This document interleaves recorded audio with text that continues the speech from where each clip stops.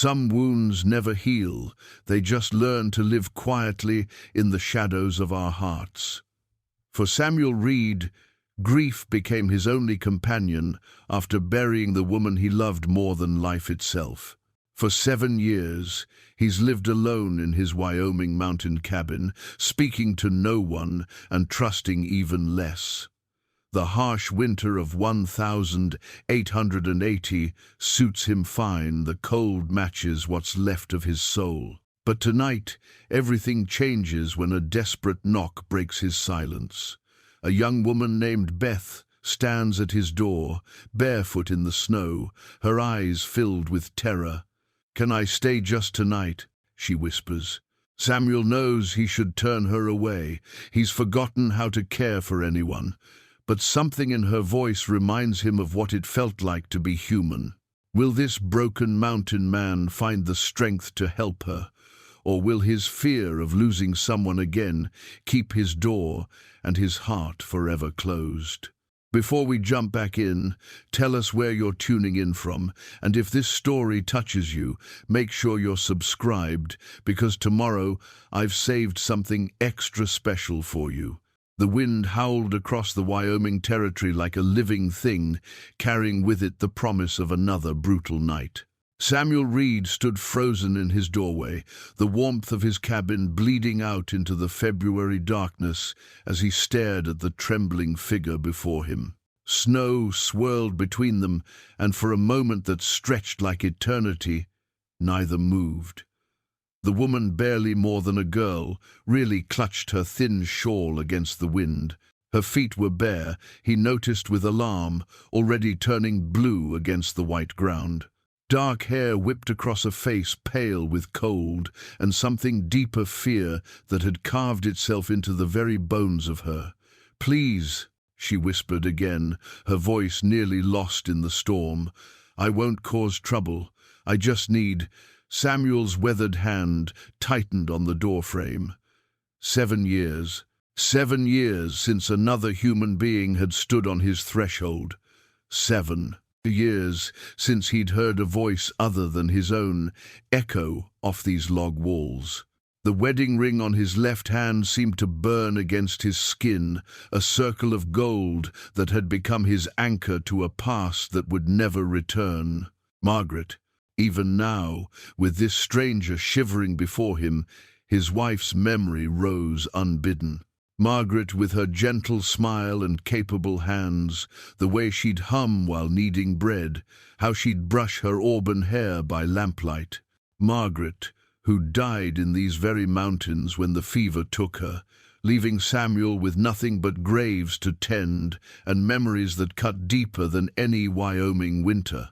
"Sir?" The young woman's voice brought him back to the present. She swayed slightly, exhaustion and cold taking their toll. Samuel looked past her into the swirling darkness, searching for signs of pursuit.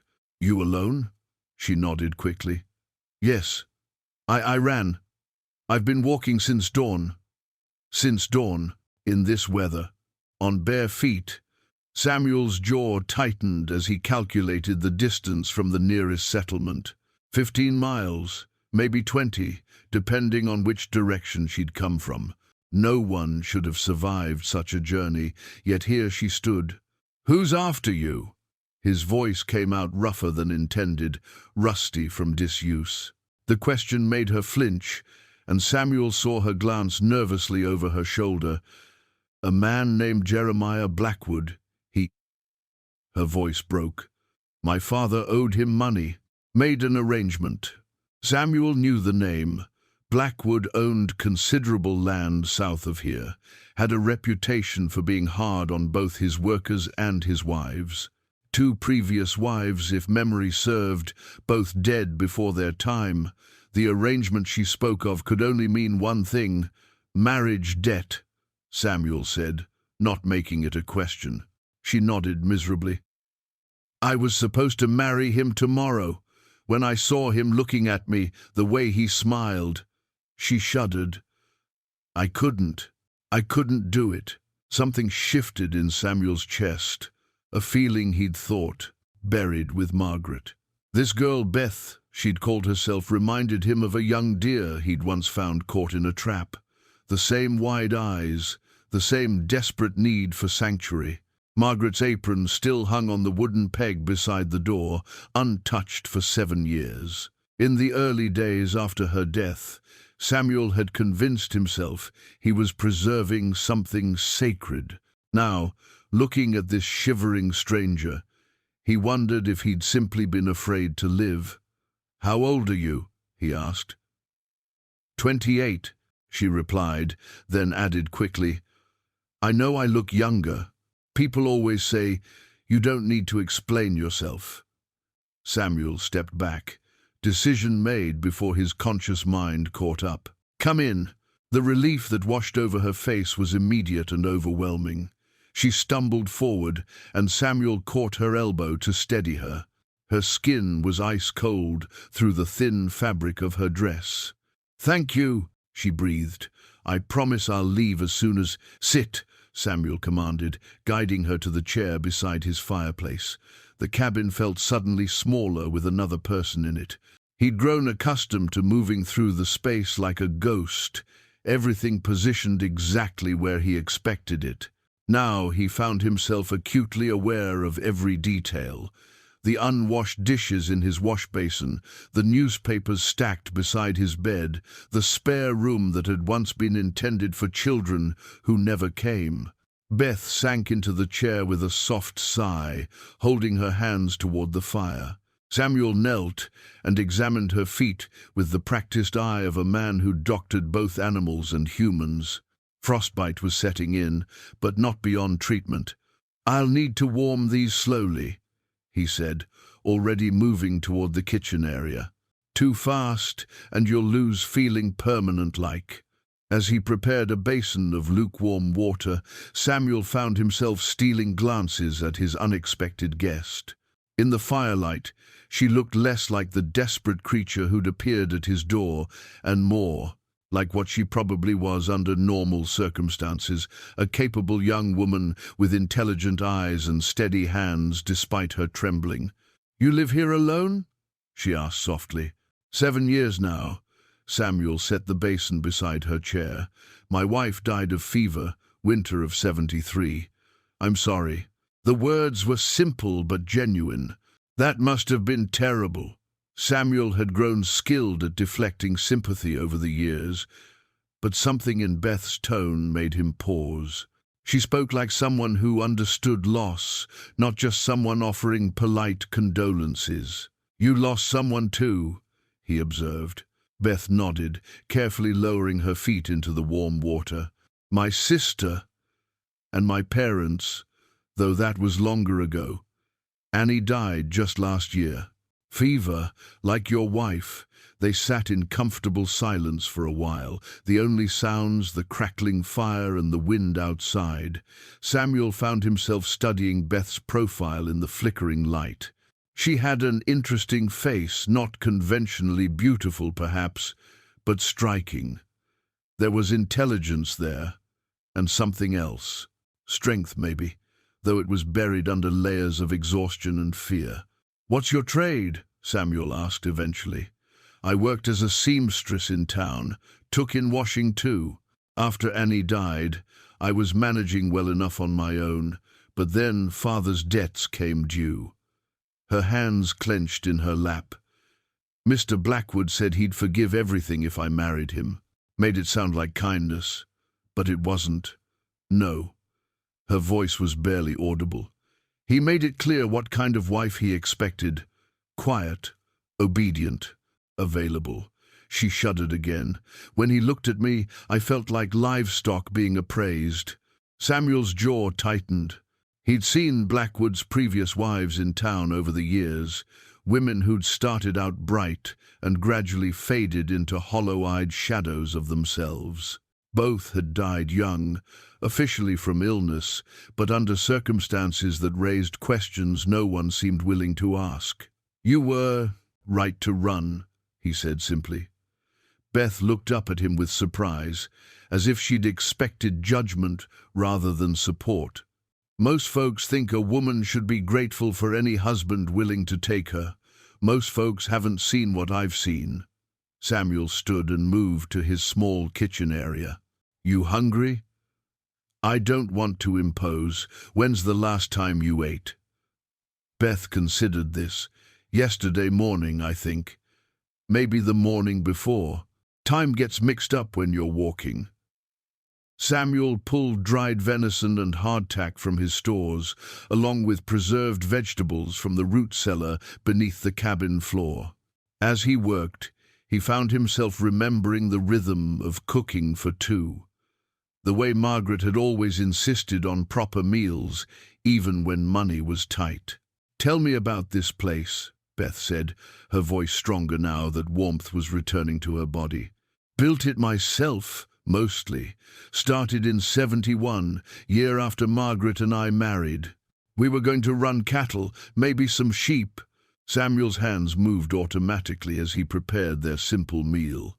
Had plans for expanding the cabin, adding a proper barn, maybe even a small orchard in the sheltered valley below. What happened to those plans? Samuel was quiet for a long moment. Hard to build a future by yourself. After Margaret died, seemed easier to just maintain what was already here. Beth nodded thoughtfully. "I understand that feeling. After Annie died, I couldn't bring myself to change anything in our little room above the dress shop. Kept her clothes in the trunk, her books on the shelf.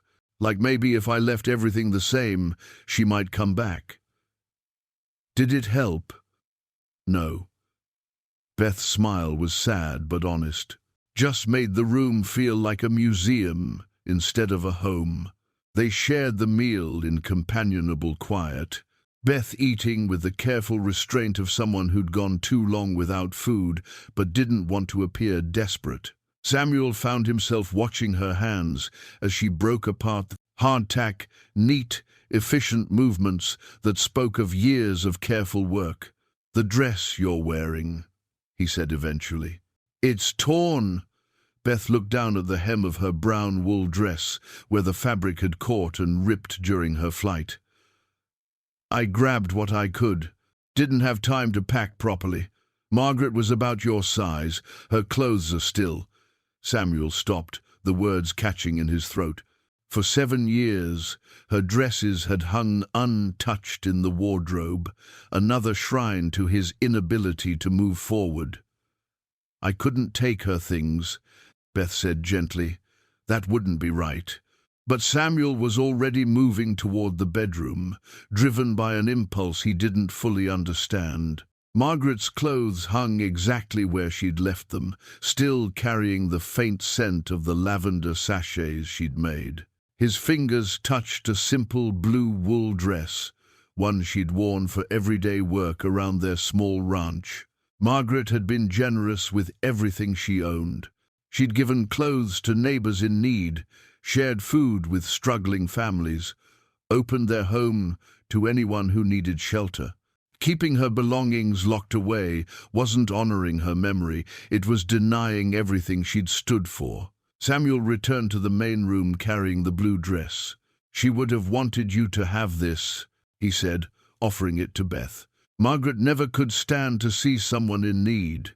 Beth accepted the dress with careful reverence, running her fingers over the soft wool. "She sounds like she was a good woman." "She was." Samuel's voice was rough with emotion. "Better than I deserved, probably. I doubt that's true. You don't know me well enough to judge." Beth looked up at him with those intelligent eyes. "I know you opened your door to a stranger in a storm. I know you're feeding me and offering me clothes and haven't asked for anything in return. That tells me plenty about who you are." Samuel turned away, uncomfortable with the assessment. He'd spent 7 years thinking of himself as a broken man, someone who'd failed at the most important things in life. Having this stranger see something worthy in him felt dangerous, like hope he couldn't afford. "Storm's getting worse," he observed, listening to the wind batter the cabin walls. "You'll need to stay until it passes." "How long do these storms usually last?" Samuel shrugged. "Could be a day, could be a week. February weather's unpredictable up here." Beth nodded, apparently unsurprised by this prospect. I'm grateful for whatever shelter you can provide. I know this must be strange for you, having someone disrupt your routine. Strange didn't begin to cover it. For 7 years, Samuel's days had followed the same pattern. Rise before dawn, tend the fire, check his traps, maintain his equipment, read by lamplight until sleep took him. Now, with Beth curled in his chair by the fire, everything felt different. The cabin seemed brighter, warmer, more alive than it had since Margaret's death. It terrified him. "I'll take the floor," Samuel said gruffly. "You can have the bed. I can't take your bed." "It's decided." His tone brooked no argument. "I've slept in worse places." As they prepared for sleep, Samuel found himself hyper-aware of every sound. Beth made the soft rustle of fabric as she changed into Margaret's dress, her quiet footsteps across the wooden floor, the gentle sigh as she settled onto the bed that had been empty for so long. He lay on his bedroll by the fire, staring up at the log ceiling and listening to the storm rage outside. For the first time in 7 years, he wasn't alone with his memories. The presence of another human being in his sanctuary should have felt like an intrusion, but instead it felt like something else entirely. It felt like the first breath after drowning. Samuel closed his eyes and tried not to think about what would happen when the storm passed, and Beth continued on her journey. He'd grown skilled at not thinking about the future, at living one day at a time in his mountain fortress. But tonight, with a stranger's quiet breathing filling the darkness, the future seemed to press against him like the weight of snow on his cabin roof. Tomorrow would bring new challenges, new decisions he wasn't prepared to make. But for now, for this one night, Samuel Reed was no longer the loneliest man in Wyoming territory, and despite every instinct that told him to guard his heart, he found that thought less terrifying than it should have been. Dawn crept slowly across the mountain peaks, painting the snow-covered landscape in shades of rose and gold. Samuel woke to unfamiliar sounds, the soft breathing of another person, the gentle rustle of fabric, as Beth stirred in the bed that had been silent for 7 years. For a moment he lay still on his bedroll, disoriented by the change in his carefully ordered world. The storm had blown itself out sometime during the night, leaving behind a crystalline silence that seemed to amplify every small noise in the cabin. Samuel rose quietly and moved to build up the fire, his movements automatic after years of solitary routine. As he worked, he became aware of Beth watching him from the bed. "Good morning," she said softly, her voice still rough with sleep. "Morning." Samuel's response was gruff, but not unkind. "How are your feet?" Beth flexed her toes experimentally beneath the heavy quilts. "Much better. The feelings come back completely." Samuel nodded, relieved. He'd seen men lose toes to frostbite, and the thought of this young woman suffering permanent damage on his watch had troubled his sleep. "Storms passed. You'll be able to travel today if you want." Something flickered across Beth's face, an emotion too complex to name. Relief? Disappointment? Fear? She sat up slowly, Margaret's blue dress wrinkled from sleep, but clean and warm. "Where will you go?" Samuel asked, though he wasn't sure he wanted to hear the answer. Beth was quiet for a long moment, staring into the fire. "I don't know," she admitted finally. "I hadn't thought past getting away from Blackwood. I suppose I could try to find work in Denver, or maybe head west to California." "Denver's a hard city for a woman alone. California's worse. I'm stronger than I look." Samuel didn't doubt that, but strength alone wouldn't protect her from the kind of men who preyed on unaccompanied women in mining towns and railroad cities. The thought of Beth facing such dangers stirred something protective in him, a feeling he'd thought died with Margaret. "There's something you should know," Beth said suddenly, her voice taking on a different quality, "about why I really ran." Samuel paused in his fire tending. "You said Blackwood wanted to marry you for your father's debt." "That's true, but it's not the whole truth." Beth's hands twisted in the quilt. "The debt wasn't just money.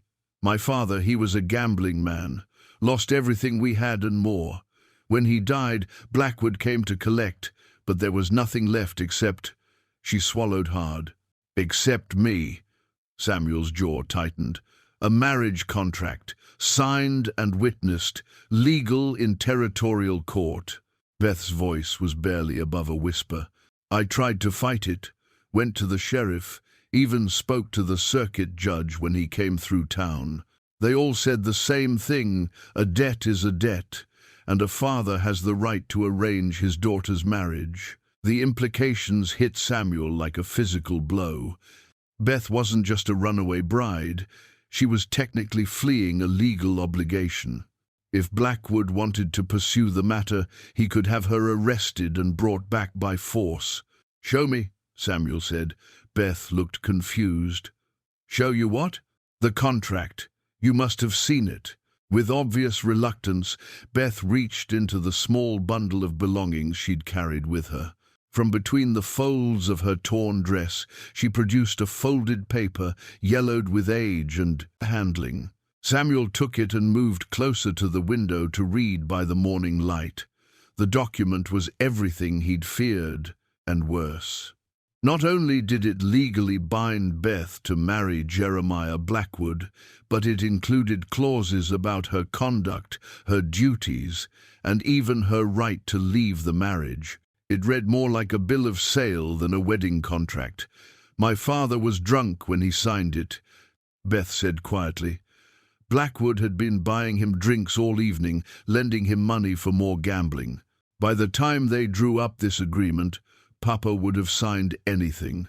Samuel folded the paper carefully, his mind racing. "This isn't just a marriage contract. It's indentured servitude. The judge said it was legal. Legal and right aren't always the same thing." Samuel moved to his desk and pulled out a leather-bound Bible, its pages worn from years of handling. It had been Margaret's, filled with pressed flowers and careful notes in her delicate handwriting.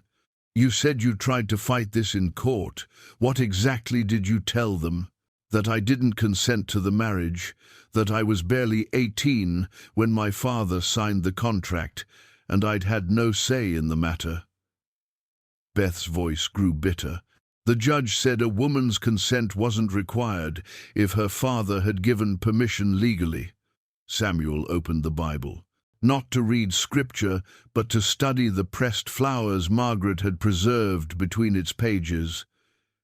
She'd been a woman of deep faith, but also practical wisdom. She'd often said that God's law and man's law didn't always align, and when they conflicted, a person had to choose which master they would serve. "I've been thinking about this all night," Beth continued. "Even if I get away, even if I make it to California or back east somewhere, Blackwood could still come after me. This contract gives him legal rights to me as his property. You're not property. Tell that to the territorial courts." Samuel closed the Bible with a soft thud. There might be another way." "What do you mean?" Samuel hesitated, knowing that what he was about to propose would change everything for both of them. "The contract is between your father and Blackwood, but your father is dead. His debts survived him. That's why I'm bound by this agreement." "Not necessarily." Samuel moved to his desk and pulled out a collection of legal papers, documents related to his own land ownership and marriage. "When Margaret and I married, we had to research territorial marriage law because she'd been previously married to a man who died. There are provisions for contracts that become void under certain circumstances." Beth leaned forward, hope flickering in her eyes. "What kind of circumstances?" If the woman in question is already married to someone else, the original contract becomes unenforceable. The words hung in the air between them like smoke from the fire. Beth stared at Samuel, understanding dawning slowly across her face. "You're suggesting I marry someone else? Just to escape Blackwood? I'm suggesting it might be your only legal option." "But who would?" Beth stopped, her eyes widening as she realized what Samuel was proposing. "You? You're talking about marrying me?" Samuel felt heat rise in his face. Put so bluntly, the idea sounded insane. A man who'd lived as a hermit for 7 years, proposing marriage to a woman he'd known for less than 24 hours. "It would be a practical arrangement," he said quickly, "to protect you from Blackwood. Nothing more. A marriage in name only. Yes." Beth was quiet for a long time, studying Samuel's face as if trying to read his true intentions. "Why would you do that for me? You don't even know me." It was a fair question, and Samuel wasn't sure he had a good answer. Why would he risk his carefully constructed solitude to help a stranger? Why did the thought of Beth facing Blackwood's cruelty make his chest tight with anger?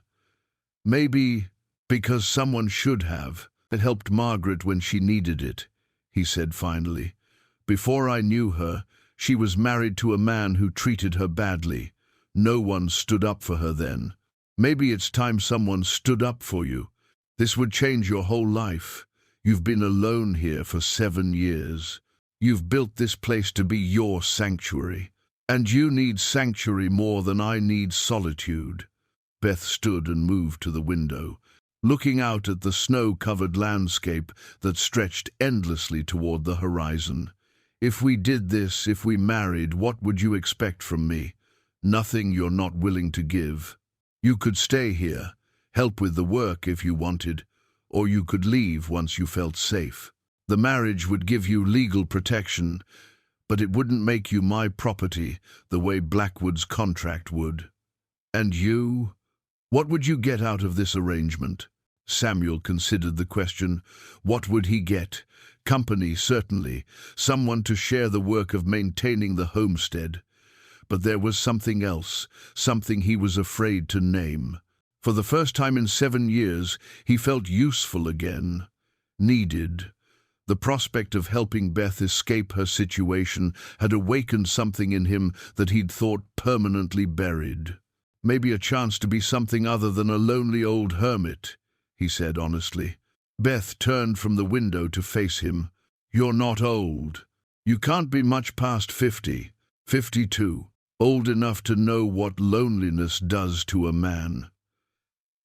And young enough to start over, if you wanted to."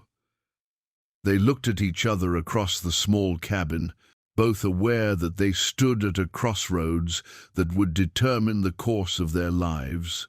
Outside, the morning sun climbed higher, melting snow from the cabin's roof in a steady drip that marked the passage of time. "If I agreed to this," Beth said slowly, "when would we, how would we? The circuit preacher comes through every few months, should be back this way in a week or 2. Or we could ride down to Cheyenne if you wanted it done legal and formal. Blackwood will come looking for me. Let him come." Samuel's voice carried a hardness that surprised them both.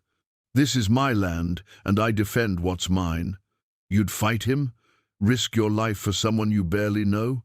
Samuel moved to the mantelpiece and picked up a small daguerreotype in a silver frame. Margaret, on their wedding day, young and beautiful and full of hope for their future together. He studied her face for a moment, then set the photograph down with careful deliberation. 7 years ago, I thought my life was over, thought I'd never care about anything or anyone again. Maybe I was wrong." Beth's eyes glistened with unshed tears. "This is more kindness than I have any right to expect. Everyone has a right to choose their own life, even if that choice puts you in danger." Samuel met her gaze steadily. "Especially then." Beth wiped her eyes with the back of her hand, and nodded slowly. "Then yes, if you're truly willing, I accept your proposal." The words settled between them with the weight of destiny.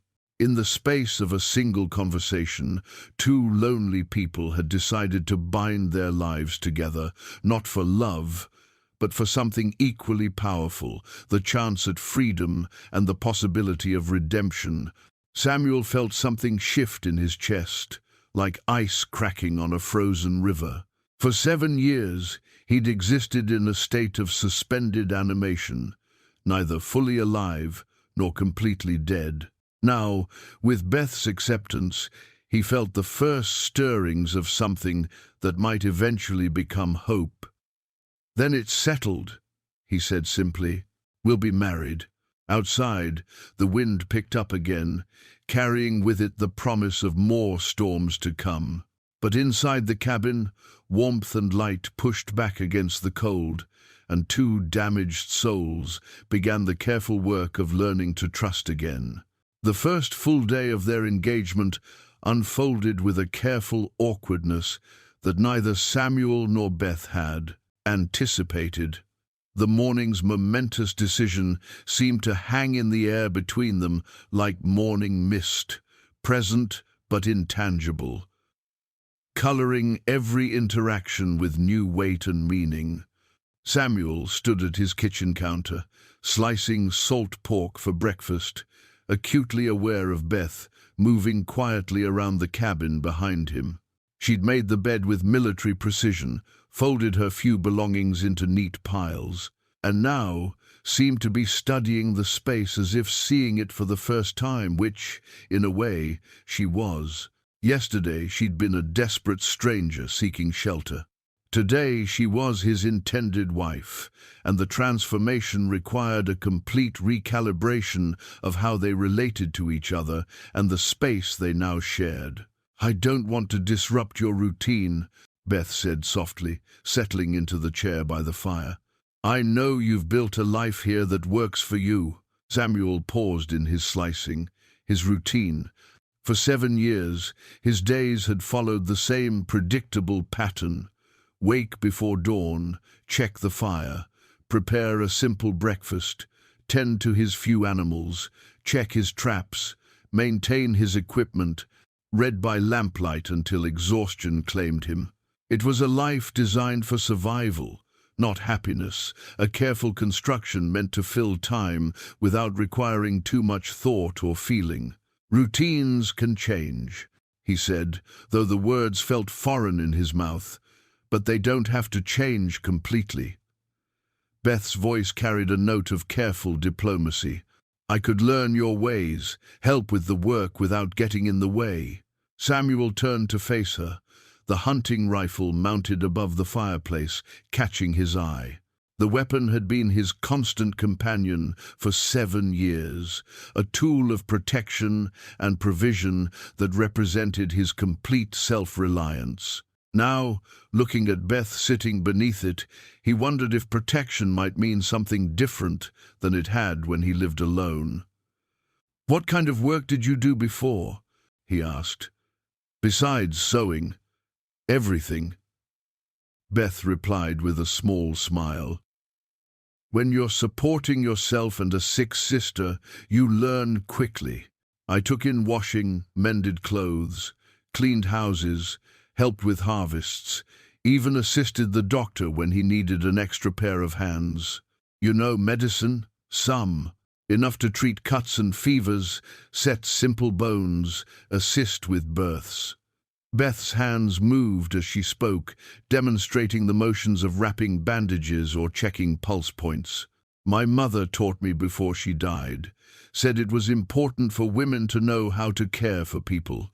Samuel found himself reassessing his future wife yet again. He'd thought he was offering protection to a helpless woman, but Beth's quiet competence suggested their arrangement might be more balanced than he'd realized. "The work here is different," he said. "Harder, maybe. Chopping wood, hauling water, preserving meat, preparing for winter. Everything has to be done by hand. I'm not afraid of hard work." It's not about fear. It's about... Samuel struggled to find the words. When Margaret was alive, we shared everything. Every task, every decision, every burden. After she died, I learned to do it all myself because I had to. Having someone else here again, dividing the work, it changes things. Beth nodded thoughtfully. You're worried about becoming dependent on help again. Something like that. What if we started small? Let me help with the things that would make your life easier, not the things that keep you alive. It was a wise distinction, and Samuel appreciated her understanding of the subtle difference. Survival skills were too important to risk sharing with someone who might leave. Comfort, however, was something he'd forgotten he needed. The washing, he said finally. I've been doing it poorly for 7 years. Beth's smile was genuinely amused. I noticed. Your clothes could use some attention. As if to demonstrate her point, she moved to where his spare shirt hung on a peg near the door. The garment was clean but rough, wrinkled from poor handling and stiff from soap that hadn't been properly rinsed out. You've been washing everything in cold water, she observed. Hot water's a luxury up here. Takes time and fuel to heat. Not a luxury, an investment. Hot water cleans better, rinses cleaner, lasts longer. Beth examined the shirt's fabric with the practiced eye of someone who'd made her living caring for clothes. This wool could be soft again with proper treatment. Samuel watched her hands as she worked, noting the careful way she examined the weave, testing for weak spots and signs of wear. Her touch was gentle but thorough, and he found himself remembering Margaret's similar attention to the details of domestic life. I could start there, Beth continued. Take over the washing and mending. It's work I know well, and it would free you for other tasks. What other tasks? Beth gestured toward the window, where morning light revealed the full scope of Samuel's mountain homestead. That shed looks like it could use repair. The fence around the vegetable garden has gaps, and unless I'm mistaken, you've got a root cellar that could be expanded. Samuel followed her gaze, seeing his property through fresh eyes. He'd maintained everything adequately for one person's survival, but he hadn't improved or expanded anything in years. The shed roof did leak in heavy rains. The garden fence was constantly being breached by rabbits and deer. The root cellar, carved into the hillside behind the cabin, was barely large enough to store winter provisions for one person, let alone 2. You've been planning, he said, not sure whether to be impressed or concerned. I've been thinking about how to be useful. If we're going to be married, I want to contribute something meaningful to our life together. Our life together. The phrase sent an unexpected warmth through Samuel's chest. For 7 years, everything had been my and mine, my cabin, my routine, my solitude. The prospect of ours felt simultaneously terrifying and appealing. There's something else, Beth said, her voice taking on a more serious tone. About Blackwood. Samuel's attention sharpened. What about him? He won't give up easily. The man I knew, the man who looked at me like property he was entitled to, he won't accept losing what he considers his investment. Let me worry about Blackwood. This is my fight too. I know him better than you do. I know how he thinks, how he operates. Beth's hands clenched in her lap. He'll come here eventually, and when he does, he'll come prepared. Probably bring men with him, maybe even legal documents to support his claim. Samuel had been thinking along similar lines, but hearing Beth voice the concerns made them feel more immediate and dangerous. What do you suggest? We need to be married as soon as possible. And we need witnesses, people who can testify that our marriage was legitimate and willing on both sides. The nearest neighbors are 20 miles away. Then we ride to them. Introduce ourselves, make connections. If Blackwood comes looking for me, we want people who can vouch for our marriage and your character." It was sound strategy, but it would require Samuel to do something he hadn't done in 7 years: interact with other people, allow them into his carefully guarded world. The thought of making small talk with neighbors, of explaining his hermit years and sudden marriage, made his stomach clench with anxiety. "I'm not good with people anymore," he admitted. "You're doing fine with me. That's different. You needed help. I know how to help." Beth studied his face with those intelligent eyes. "Maybe helping is how you connect with people. Maybe that's your way." Samuel turned back to preparing breakfast, but his mind was spinning with new possibilities and concerns. In the space of a day, his simple existence had become complicated, beyond anything he'd experienced since Margaret's death. He was committed now to protecting Beth, to marrying her, to building some kind of life together. The weight of that responsibility was both terrifying and oddly comforting. As he worked, he became aware of Beth moving quietly around the cabin, not rearranging anything but simply familiarizing herself with how he'd organized his life.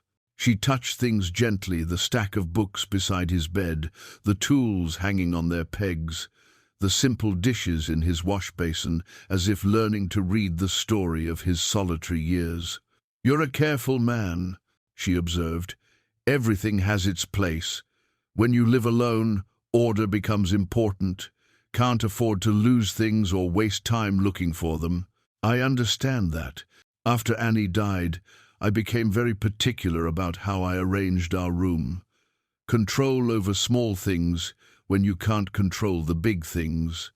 Samuel nodded, recognizing the truth in her words.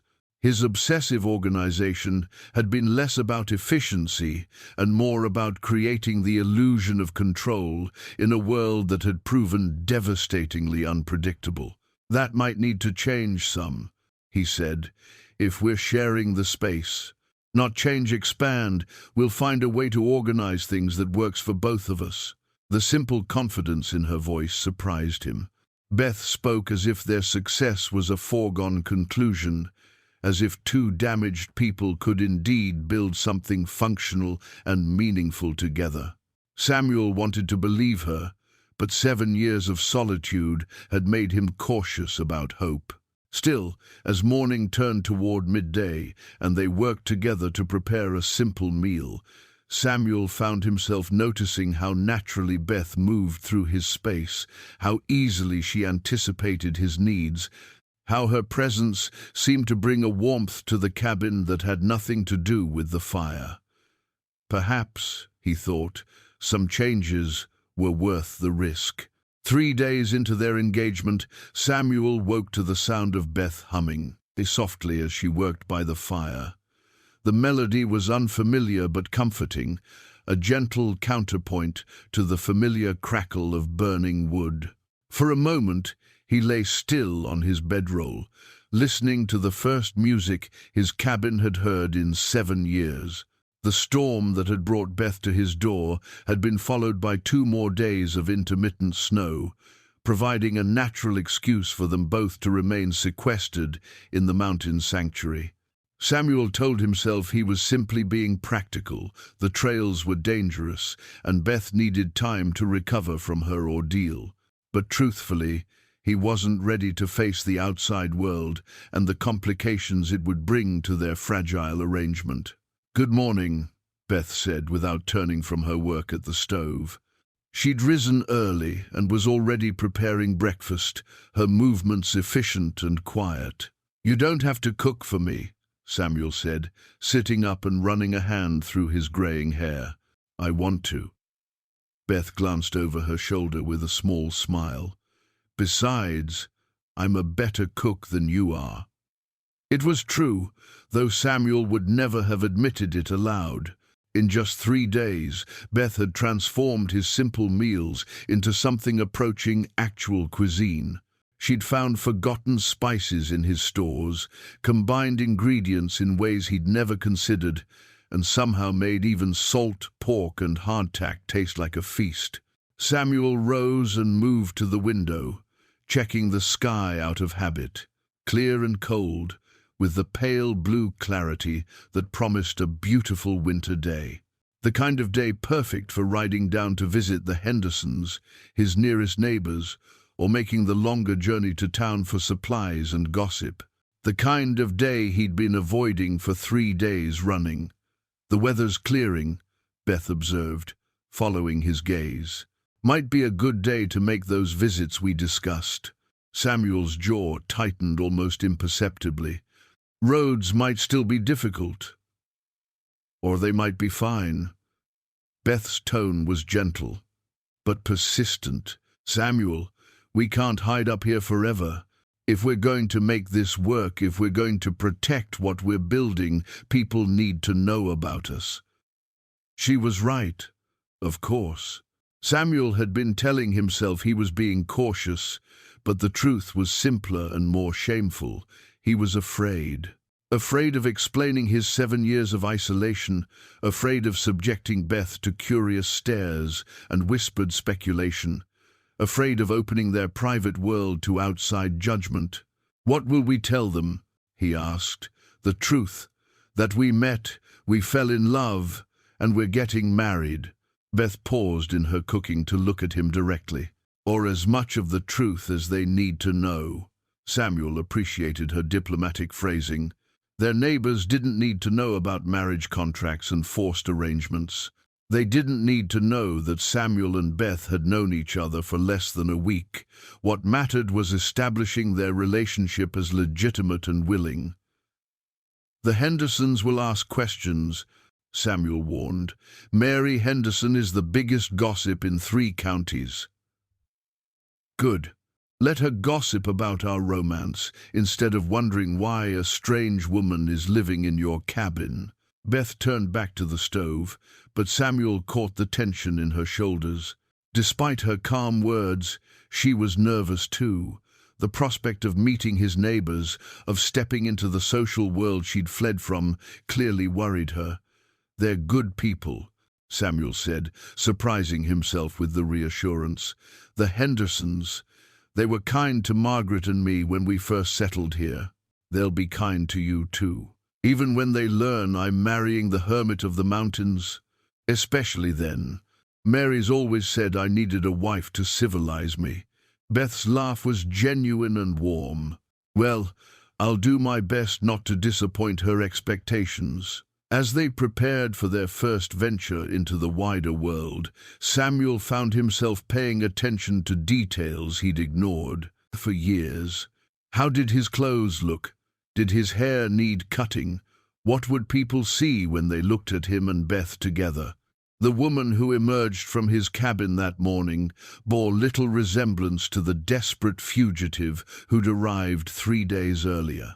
Beth had mended her torn dress with careful stitches, arranged her hair in a neat bun, and somehow managed to project an air of quiet dignity despite her simple clothes.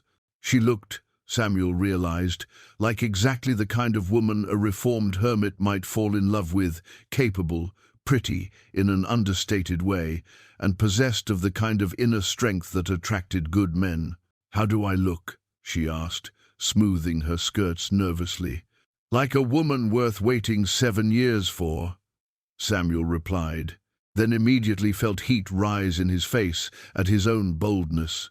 But Beth smiled, a real smile that lit up her entire face. "Thank you. That's exactly what I was hoping for." The ride to the Henderson place took 2 hours through snow-covered forest trails that Samuel could navigate blindfolded. Beth rode Margaret's mare, a gentle chestnut named Patience, who'd spent the last 7 years with little to do but graze in Samuel's meadow. The horse seemed delighted to have a purpose again, stepping carefully through the snow with her ears pricked forward. "Tell me about them," Beth said as they rode. "The Hendersons. John's a good man, steady, reliable, doesn't judge people by their past mistakes.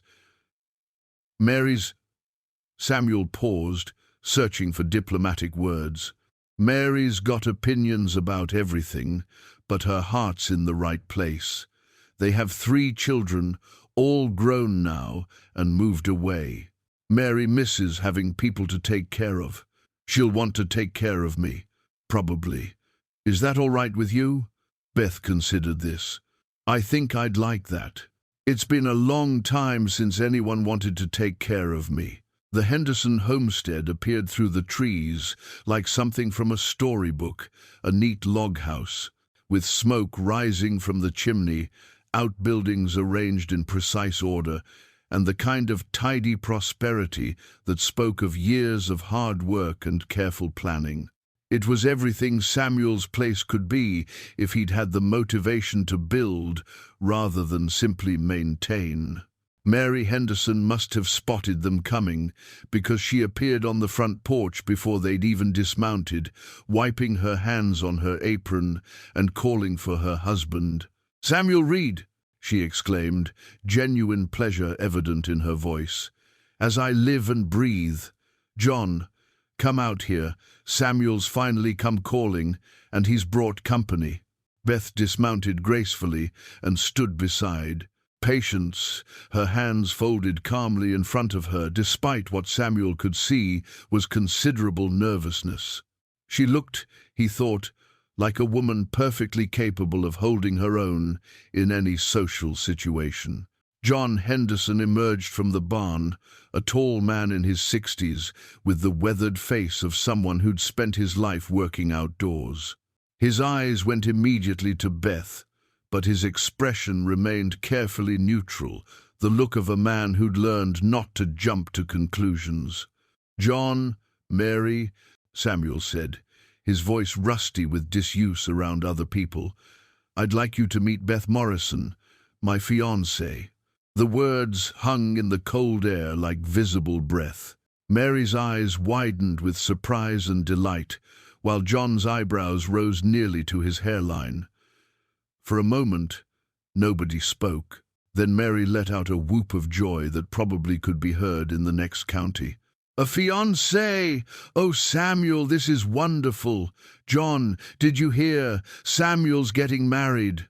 She hurried down from the porch, her arms already extended toward Beth.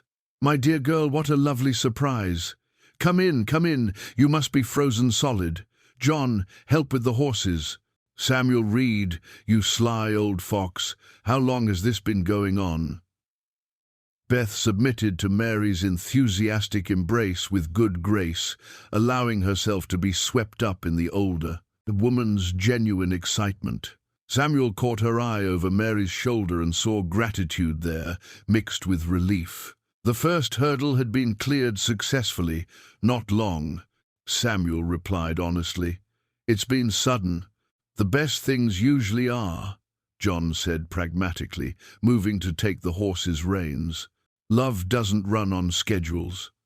As they settled into the Hendersons' warm kitchen, with Mary bustling about preparing coffee and pressing food on them despite their protests, Samuel found himself remembering what it felt like to be part of a community. The easy conversation, the genuine interest in their lives, the assumption of goodwill that he'd forgotten existed among decent people. Beth fielded Mary's enthusiastic questions with skill and charm, revealing just enough about her background to satisfy curiosity without raising alarm. She'd been working as a seamstress.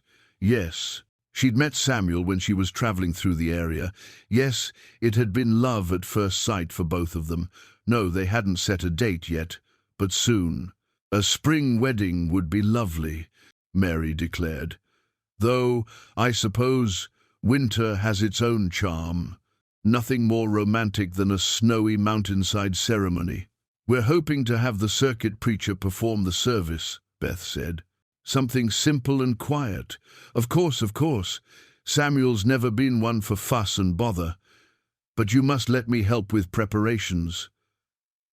A wedding dress, at the very least.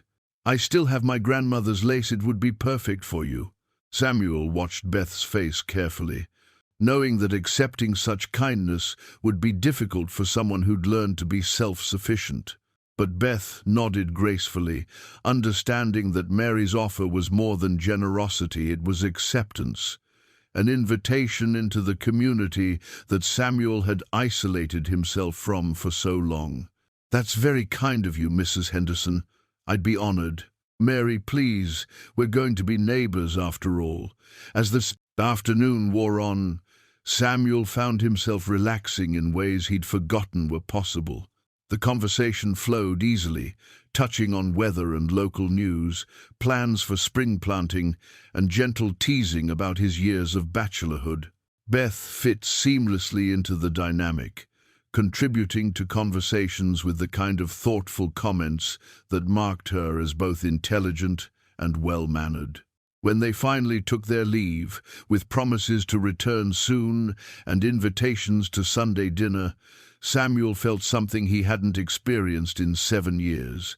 He felt like he belonged somewhere again.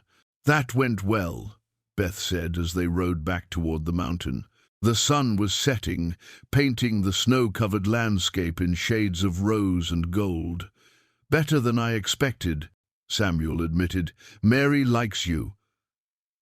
I like her too. She reminds me of my mother, the way she wants to take care of everyone."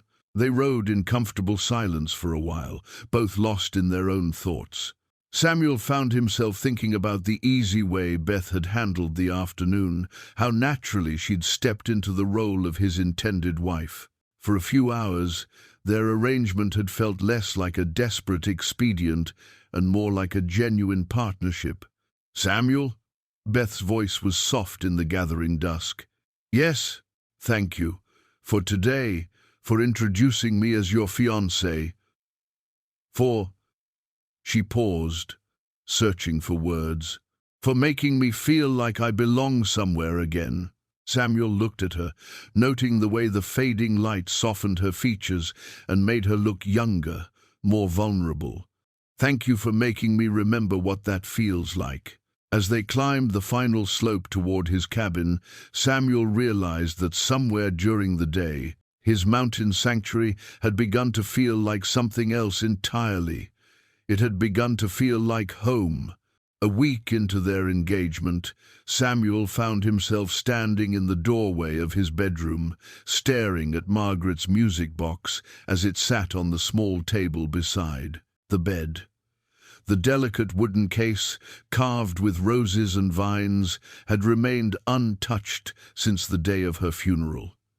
Now, with Beth moving quietly around the cabin behind him, preparing their evening meal, the music box seemed to pulse with significance he wasn't ready to confront.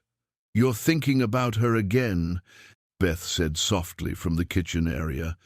It wasn't a question. Samuel's shoulders tensed. "How did you know?" "You get a certain look, like you're seeing something I can't." Beth's voice held no judgment, only gentle observation. "It's all right, you know, to think about her." Samuel turned to face Beth, noting how naturally she'd assumed the domestic tasks he'd struggled with alone for so long. She moved through his space with increasing confidence, no longer asking permission for every small action. The change should have felt like an intrusion, but instead it brought a warmth to the cabin that had nothing to do with the fire crackling in the hearth. "Do you think about your sister?" he asked. "Every day." Beth stirred the pot of stew she'd been preparing, the rich aroma filling the small space with the promise of a proper meal. "But differently now than I did right after she died. Then it was all grief and emptiness. Now it's more like," she paused, searching for words, "like having a conversation with someone who's not quite there." Samuel understood exactly what she meant. Margaret's presence had filled his cabin so completely during their brief marriage that her absence had been like a physical wound. For years, he'd preserved everything exactly as she'd left it, hoping somehow to keep her spirit alive in the unchanged rooms. But preservation wasn't the same as memory. and memory wasn't the same as moving forward. "Would you like to tell me about her?" Beth asked, settling into her chair by the fire with her mending in her lap. "About Margaret?" The question caught Samuel off guard. In 7 years, no one had asked him about his wife. People mentioned her death in passing, offered condolences when pressed, but no one had actually wanted to hear about who she'd been as a living, breathing woman. She was... Samuel struggled to find words that would capture Margaret's essence without diminishing it. She was the kind of person who made everything better just by being there, not because she tried to fix things, but because she saw the good in everything. What did she look like? Samuel moved to the mantelpiece and picked up the small daguerreotype he'd looked at 1,000 times. In the formal pose required by the long exposure, Margaret looked serious and dignified, but the photograph couldn't capture the way her eyes crinkled when she laughed or how she bit her lower lip when she was concentrating. Auburn hair, green eyes, about your height, but she carried herself taller. She had this way of looking at people that made them feel important. Samuel traced the edge of the photograph with his thumb. She wanted children. We both did. Spent hours planning how we'd expand the cabin, where we'd put the nursery. What happened to those plans? Buried them with her, I suppose. Samuel set the photograph back on the mantel, but didn't return to his chair. Seemed pointless to build for a future that wasn't coming. Beth was quiet for a moment, her needle moving steadily through the fabric in her lap. Maybe the future just looked different than you expected. The simple observation hit Samuel with unexpected force. For 7 years, he'd thought of his life as over, finished, a story that had reached its conclusion with Margaret's death. The idea that there might be other chapters, different but equally meaningful, was both terrifying and oddly liberating. "Tell me about your dreams," he said suddenly. "When you were young, what did you want your life to look like?" Beth's hands stilled on her mending. "That's a dangerous question for a woman in my position. We're engaged now. Your position has changed. Has it?" Beth looked up at him with those intelligent eyes. "Sometimes I'm not sure if this is real or just a very elaborate form of hiding." Samuel moved to sit across from her, leaning forward to rest his forearms on his knees. "What do you mean?" "I mean that a week ago I was running from one man who wanted to control my life. Now I'm promised to another man, and I'm not entirely sure what the difference is." The words stung because they contained a grain of truth Samuel hadn't wanted to acknowledge. In proposing marriage to protect Beth from Blackwood, had he simply offered her a different form of captivity? "The difference is choice," he said finally. "You can leave any time you want. This engagement, this marriage, it's not a prison. But you need it to be real enough to fool Blackwood and the courts. How real is too real?" It was a fair question, and one that had been troubling Samuel's thoughts more each day. Their arrangement had started as a practical solution to a legal problem, but living together, sharing meals and conversations, and the intimate details of daily life, had begun to blur the lines between performance and reality. "I don't know," Samuel admitted. "I've never been in this situation before." "Neither have I," Beth resumed her sewing, but her movements were less steady than before. "In town, before all this happened, I used to watch married couples and wonder what it would be like to have someone who chose you, who wanted to build a life with you, not because they had to, but because they wanted to. Is that what you dreamed about, marriage?" "Among other things, I wanted to travel, to see places beyond the Wyoming territory. I wanted to read books I'd never heard of, to learn things I'd never had time to study. I wanted to feel useful, but not just for washing clothes or mending tears." Beth's voice grew wistful. "I suppose I wanted to matter to someone, in a way that had nothing to do with what I could do for them. Samuel felt something twist in his chest. You matter to me. Because I cook your meals and wash your clothes? Because you make this place feel alive again? Beth looked up from her mending, her eyes searching his face for sincerity. Do I? Or do I just remind you of what it used to feel like when Margaret was here? The question hung between them like smoke, and Samuel realized he didn't have a ready answer.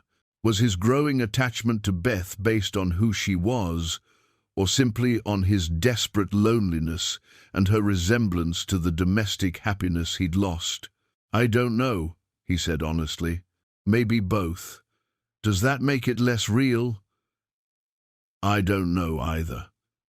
Beth set aside her mending and stood, moving to the window that looked out over the moonlit landscape. Sometimes I feel like I'm living in someone else's life, wearing someone else's clothes, sleeping in someone else's bed, trying to fill a space that was never meant for me.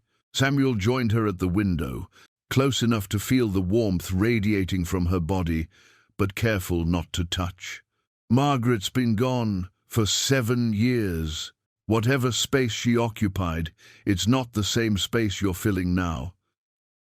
Isn't it? Beth turned to face him. You still wear your wedding ring. Her clothes still hang in the wardrobe. Her music box sits beside the bed like a shrine. How am I supposed to know where she ends and I begin? Samuel looked down at his left hand, at the gold band he'd worn for so long it had become part of his flesh. He'd put it on the morning of his wedding to Margaret and never removed it, not even during the darkest days of his grief, when its weight felt like a chain around his heart. Maybe that's the problem, he said quietly. Maybe I've been so busy preserving the past that I forgot how to live in the present. Or maybe the past is too important to let go of. Or maybe there's a difference between honoring the past and being imprisoned by it. They stood in silence for a moment, both staring out at the snow-covered landscape that stretched endlessly toward the horizon. In the distance, Samuel could see the lights of the Henderson place, warm and welcoming in the darkness. A reminder that other people had found ways to build lives that honored both memory and hope. What if we tried something? Beth said suddenly. What kind of something? What if, for one evening, we pretended this was real? Not an arrangement or a convenience, but an actual courtship between two people who are genuinely interested in each other. Samuel's heart began to beat faster. What would that look like? I don't know. Conversation that isn't about practical matters. Maybe you could tell me something about yourself that has nothing to do with survival or grief. And I could tell you something about myself that has nothing to do with running away or being grateful for rescue. It was a dangerous proposition, Samuel realized, to step out of the safe roles they'd established and risk discovering what might exist between them if circumstances were different. But the longing in Beth's voice, the hope that she was trying so hard to keep carefully controlled, made the risk seem worthwhile. All right, he said, one evening, but I warn you, I'm out of practice at courtship. Beth's smile was the first completely unguarded expression he'd seen from her. So am I. I suppose we'll have to figure it out together. Samuel moved to the small shelf where he kept his few precious books, pulling down a volume of poetry that had belonged to his grandfather. Margaret used to like this, he said, then caught himself. Sorry, I didn't mean to. It's all right, Beth said gently. The fact that she liked poetry doesn't mean I can't like it too. What kind of poetry? Wordsworth, mostly. Some Byron, a few American poets I'd never heard of before. Would you read to me? The request was simple, but it felt monumentally significant. Samuel hadn't read aloud since Margaret's death, hadn't shared the pleasure of language and rhythm and meaning with another human being in 7 years. The prospect of opening that part of himself again felt both terrifying and necessary. "I'd like that," he said. As they settled by the fire, Beth in her chair and Samuel in his own, the book open on his lap, Samuel felt something shift between them. Not the careful politeness of their arrangement, nor the practical partnership they'd been building, but something warmer and more fragile. Something that might, with time and care, grow into the kind of genuine affection that made marriage more than just a legal convenience. "What should I read first?" he asked. "Surprise me," Beth replied, her eyes bright with anticipation. Samuel opened the book and began to read, his voice rusty at first but growing stronger with each line. Outside, the wind whispered through the pine trees, and inside, two lonely people began the careful work of discovering who they might become together. The morning after their evening of poetry and honest conversation, Samuel woke with an unfamiliar sense of purpose. For the first time in 7 years, he had a reason to build rather than simply maintain. Beth's suggestion about expanding the root cellar and repairing the shed had taken root in his mind, growing into something larger, a vision of what their life together could become if they chose to invest in a shared future. He found Beth already awake, standing at the kitchen counter, examining his woodworking tools with the focused attention she brought to everything. The chisels, planes and saws lay arranged on a clean cloth, their edges gleaming in the morning light. Samuel had cleaned and maintained them meticulously over the years, but he hadn't used them for any significant project since Margaret's death.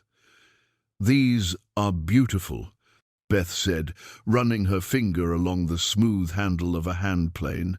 "My father had tools like these. He was a stout carpenter before." She stopped, then continued more quietly. "Before the gambling took over his life." Samuel joined her at the counter, picking up a chisel he'd inherited from his own father. The tool fit his hand perfectly, worn smooth by decades of use. What did he build? Everything. Furniture, cabinets, even helped raise a few barns in the area. He taught me some basics: how to measure twice and cut once, how to read wood grain, how to join pieces so they'll last. Beth's smile was tinged with sadness. "I used to help him in his workshop when I was young, before he started drinking, before everything fell apart." "Show me," Samuel said impulsively. Beth looked surprised. "Show you what?" "What he taught you.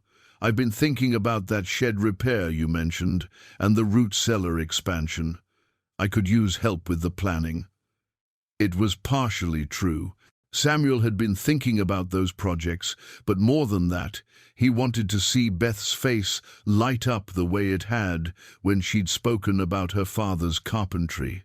He wanted to share something meaningful with her, something that had nothing to do with their practical arrangement or their complicated past.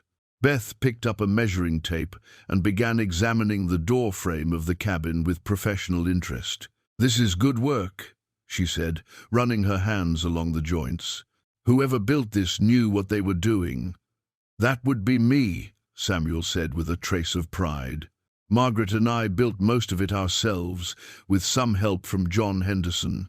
You did beautiful work. The joints are tight, the corners are square." Beth paused at a section where 2 logs met, though this corner could use some attention. The chinking's starting to fail. Samuel moved to look where she pointed, noting the small gap where the clay and moss mixture had begun to crumble away. He'd been meaning to repair it for months, but had kept putting it off. Maintenance felt different when someone else would benefit from the comfort. "We could fix that today," he said. "If you want to help, I'd like that." They spent the morning working together on the exterior repairs, Beth proving surprisingly skilled at mixing chinking material and applying it with the right consistency. She worked with the methodical precision of someone who understood that details mattered, that taking time to do things properly the first time saved work later. "Your father taught you well," Samuel observed, watching her smooth a section of chinking with practiced movements. "He was a good teacher when he was sober, patient, careful, willing to explain things until I understood." Beth's voice carried the complicated emotions of someone remembering a parent who'd been both loving and destructive. "I think he would have liked you, even knowing I'm twice your age and lived as a hermit for 7 years. Especially knowing that. He understood the appeal of hiding from the world when it becomes too much to bear." Samuel paused in his work, struck by her insight. "Is that what you think I was doing? Hiding, weren't you?" It was a fair question, and one Samuel had been avoiding asking himself. Maybe, at first, anyway. After Margaret died, everything outside this cabin felt dangerous, unpredictable. Here, I could control what happened, make sure nothing else could hurt me. But hiding doesn't heal the hurt, it just preserves it. And you? Were you hiding too? In your sewing room above the dress shop? Beth considered this as she worked. "Yes, but differently. You chose your isolation. Mine was forced on me by circumstances, taking care of Annie, working to survive, then running from Blackwood. I never had the luxury of withdrawing completely. Maybe that's why you're better at this than I am." "At what?" "At being around people. At building something new instead of just maintaining something old."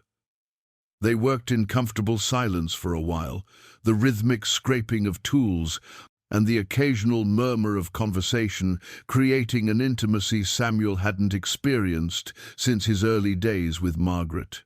But this felt different, somehow less urgent, more seasoned. The desperate passion of youth replaced by something steadier and more mature. "Samuel," Beth said eventually, her voice thoughtful, "when we marry, when the preacher comes, what kind of wedding do you want?" The question caught him off guard. In all their practical discussions about marriage as protection from Blackwood, they'd never talked about the ceremony itself, about what it would mean to them personally rather than legally. "I hadn't thought much about it," he admitted. "With Margaret, we had a church wedding in town. Her family, my family, half the county in attendance, big celebration afterward." "Do you want that again?" Samuel considered this as he worked. The memory of his first wedding was complicated joy, mixed with the pain of remembering it in Margaret's absence, love shadowed by loss. "No," he said finally, "that was for different people in a different time. This should be something that belongs to us." "What would that look like?" "Simple, quiet. Maybe just the preacher and a witness or two. Mary Henderson would never forgive us if we didn't include her." Beth smiled at that. "I think I'd like Mary to be there. She's already treating me like a daughter.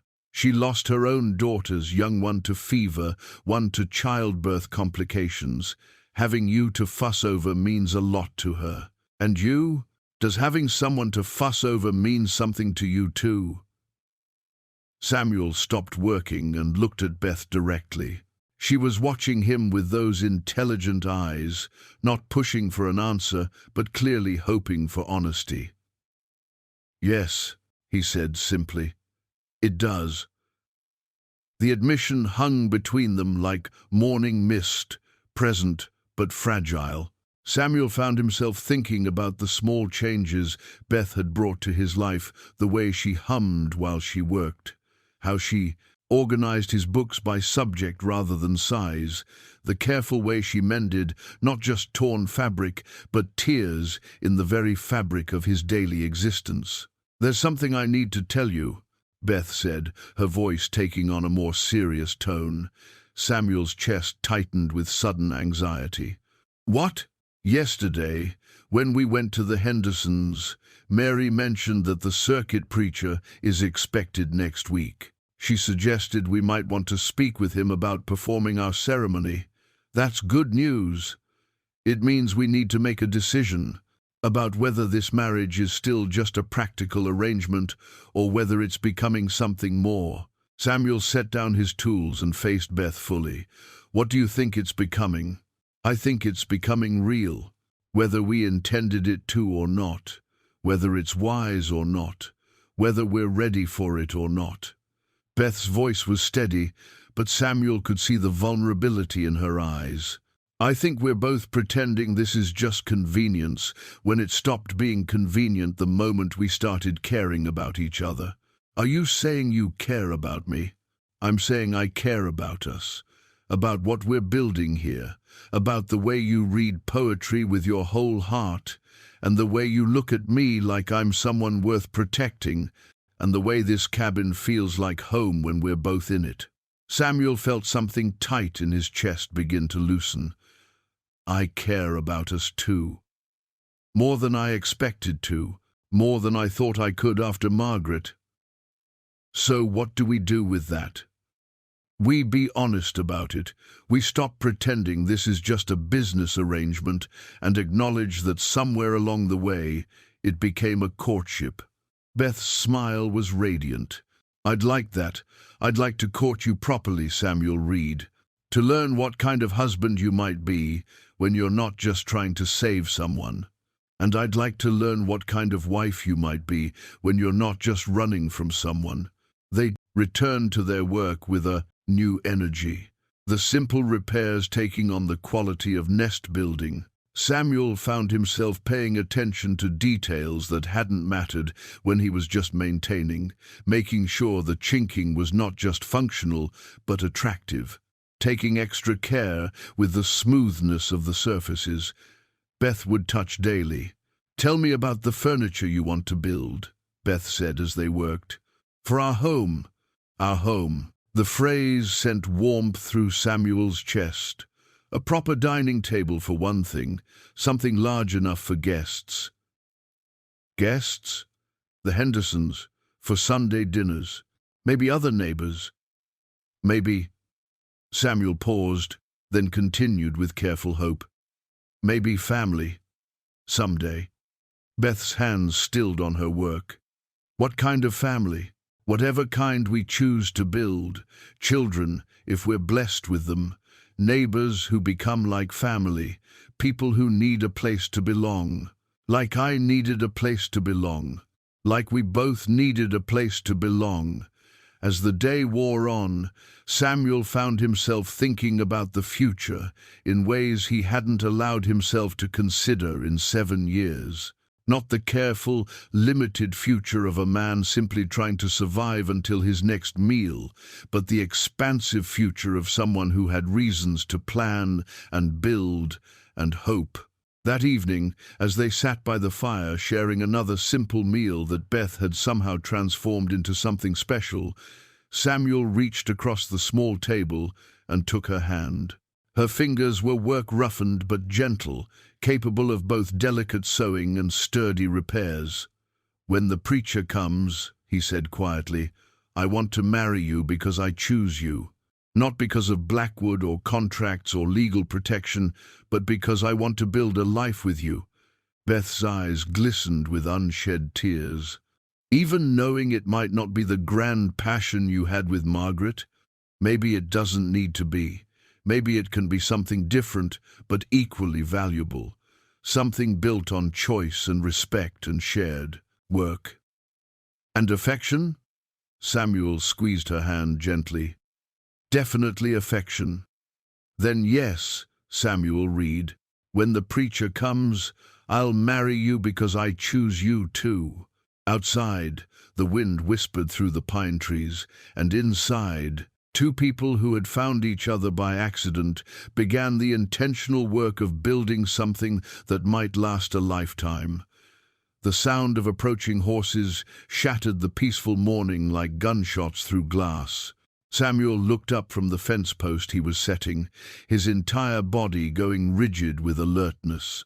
Beth, who had been hanging laundry on the line they'd strung between two pine trees, dropped the wet shirt she was holding and moved instinctively toward the cabin. How many? She whispered, though the riders were still too distant to hear normal conversation.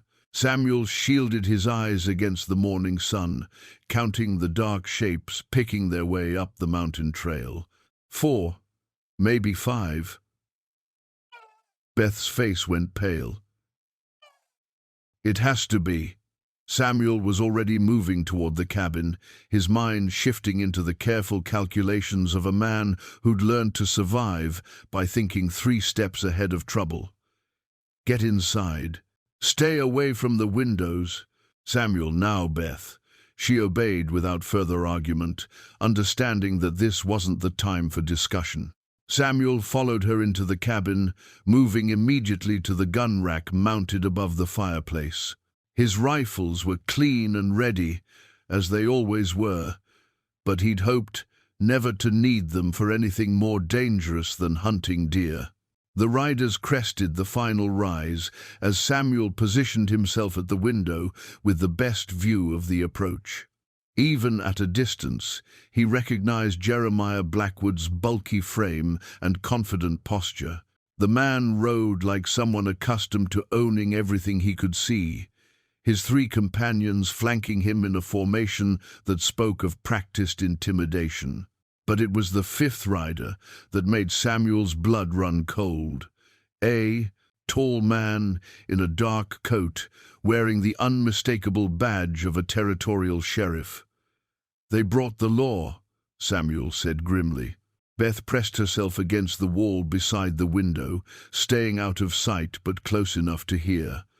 That's Sheriff Morrison. He's Blackwood's cousin. Samuel's jaw tightened. A corrupt sheriff made the situation infinitely more complicated. Even if they were legally in the right, which was far from certain, Morrison could arrest Samuel on trumped-up charges and drag Beth away before any higher authority could intervene. The riders pulled up in the yard with deliberate showmanship, their horses snorting and stamping in the cold morning air. Blackwood dismounted with the casual arrogance of a man who expected the world to accommodate his convenience, while his men remained mounted, hands resting meaningfully on their weapons. "Samuel Reed!"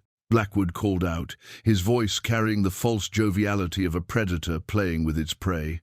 "I know you're in there. Come out and let's discuss this like civilized men." Samuel glanced at Beth, noting the way her hands trembled despite her efforts to appear calm. "Stay here," he murmured, then opened the cabin door and stepped onto the porch, his rifle held casually but ready. "Blackwood," he acknowledged, his voice steady and neutral. "You're a long way from your usual territory." "Indeed I am, but a man has to protect his interests, doesn't he?" Blackwood's smile was all teeth and no warmth. "I believe you have something that belongs to me. I don't recall borrowing anything from you." Now, Samuel. Let's not play games. You know why I'm here." Blackwood gestured toward the cabin. "Beth Morrison is legally contracted to marry me. Her father's debt, properly witnessed and recorded. I've come to collect what's mine." Sheriff Morrison urged his horse forward, unfolding a paper from his coat pocket. "I've got a warrant here for the return of stolen property," he announced in a voice that carried the bored authority of a man who'd performed this routine many times before. "Stolen property? What?" Samuel's voice carried a dangerous edge. "Are we talking about a person or livestock?" "The law doesn't distinguish when it comes to breach of contract," Morrison replied. "Miss Morrison is legally bound to honor her father's agreement. Miss Morrison is no longer available to honor that agreement." Blackwood's smile faltered slightly. "What do you mean?" Samuel took a step forward, his rifle still held ready. "I mean she's engaged to marry someone else. Me." The words hit Blackwood like a physical blow. His face flushed red, and his hand moved instinctively toward the gun at his hip before one of his men caught his eye and shook his head slightly. "That's impossible," Blackwood sputtered. "She can't marry anyone else. She's bound by legal contract to me." "Actually," said a new voice from behind the cabin, "that's not entirely accurate." Everyone turned to see circuit preacher William Hayes emerging from the tree line, his black coat dusted with snow and his weathered face wearing the patient expression of a man accustomed to mediating disputes. Samuel felt a surge of relief mixed with confusion. He hadn't expected the preacher for another week. "Preacher Hayes," Sheriff Morrison said, his tone noticeably more respectful, "what brings you up here so early?" "Mary Henderson sent word that there was to be a wedding," Hayes replied, moving to stand beside Samuel on the porch. "I arrived last night and stayed with the Hendersons. This morning, I came up to discuss the ceremony with the happy couple." Blackwood's eyes narrowed. "There is no happy couple. That woman is legally mine."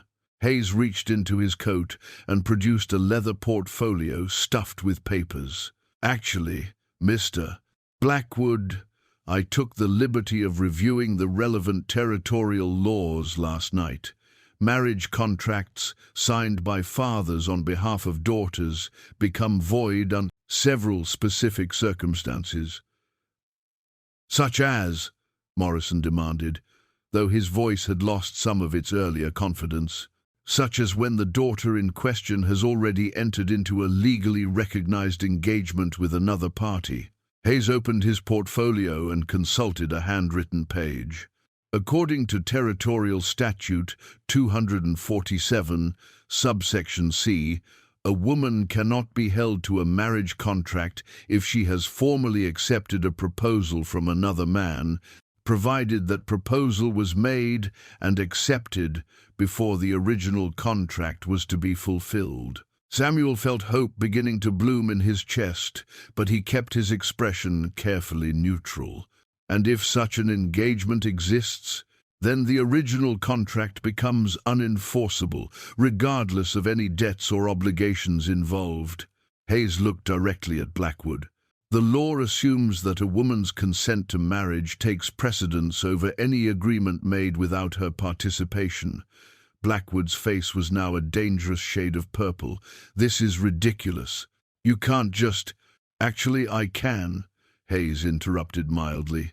"As a licensed minister of the territorial church, I have the authority to solemnize marriages and to recognize formal engagements. If Mr. Reed and Miss Morrison wish to be married, I can perform the ceremony right now." "Right now?" Beth's voice came from the cabin doorway, where she had appeared despite Samuel's instructions to stay hidden. Hayes smiled at her with genuine warmth. "If you're willing, my dear. The law is quite clear: once you're married, any previous contract becomes permanently void." Samuel looked at Beth, seeing the hope and fear warring in her expression. This wasn't how they'd planned it. They'd intended to court properly, to marry when they were ready, to build their relationship on solid ground before making it legal and permanent. But sometimes life forced choices before people felt ready to make them. "Beth," Samuel said quietly, "it's your decision." She looked at him for a long moment, then at Blackwood, whose face promised nothing but cruelty and possession. When she spoke, her voice was clear and strong. "Yes," she said, "I want to marry Samuel Reed, right now." Blackwood exploded into motion, dismounting and striding toward the cabin with his hand on his gun. "Like hell you will. Sheriff, arrest this man for kidnapping and interference with a legal contract." But Morrison was studying the papers Hayes had produced, his expression troubled. "Jeremiah, if the preacher's right about the law is what I say it is." "Actually," Hayes said, with the calm authority of a man accustomed to dealing with bullies, "the law is what the territorial legislature says it is. And they've been quite specific about women's rights in marriage contracts." Samuel stepped forward, his rifle now held in a more obviously threatening position. "You heard the lady, Blackwood. She's made her choice." "This isn't over," Blackwood snarled, but he stepped back. Even his arrogance wasn't quite enough to overcome the combination of an armed mountain man, a legal preacher, and increasingly dubious law enforcement. "Actually, it is," Hayes said mildly. "Once the ceremony is performed, your contract becomes null and void. Permanently." Blackwood looked around at the assembled group, Samuel with his rifle, Beth standing resolute in the cabin doorway, Hayes with his legal documents, even Morrison looking increasingly uncomfortable with the situation. The calculation in his eyes was visible. He could start a shooting war on Samuel's property, but it wouldn't get him what he wanted, and it might get him killed. "This isn't over," he repeated, but the threat sounded hollow now. "You can't hide up here forever." "We're not hiding," Samuel replied. "We're building a life. There's a difference."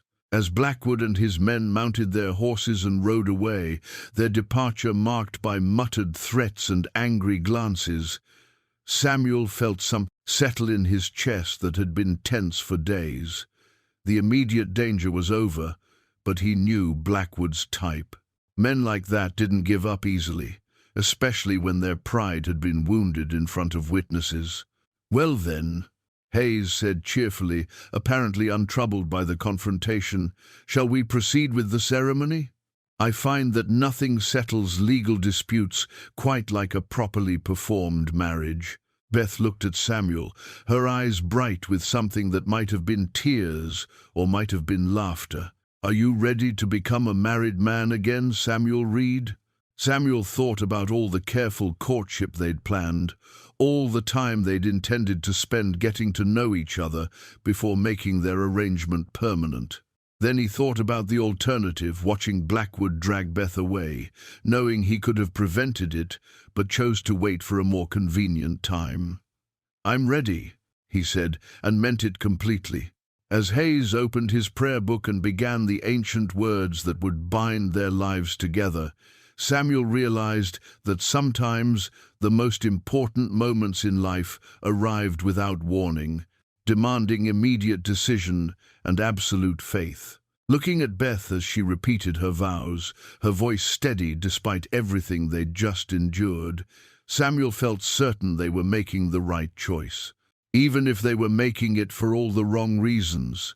The marriage ceremony lasted less than 10 minutes, performed on Samuel's front porch with the Wyoming mountains as witness and the echo of Blackwood's threats still hanging in the crisp air. When Preacher Hayes pronounced them husband and wife, Samuel felt the weight of his wedding ring, Margaret's ring, shift on his finger, as if the gold itself recognized that its meaning had changed. Beth Reed, stood beside him in Margaret's blue dress, her hand steady in his as they faced their uncertain future together.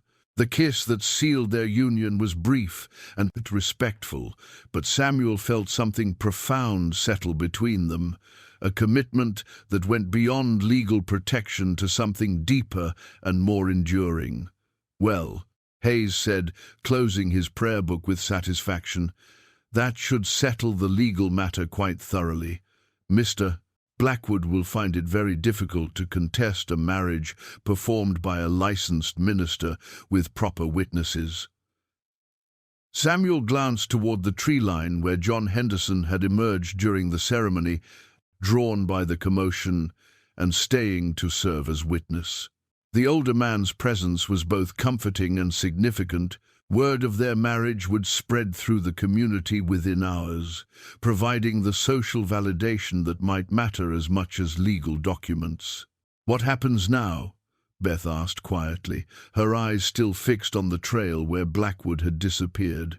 "Now you build a life together," Hayes replied, with the practical wisdom of a man who'd married hundreds of couples over the years.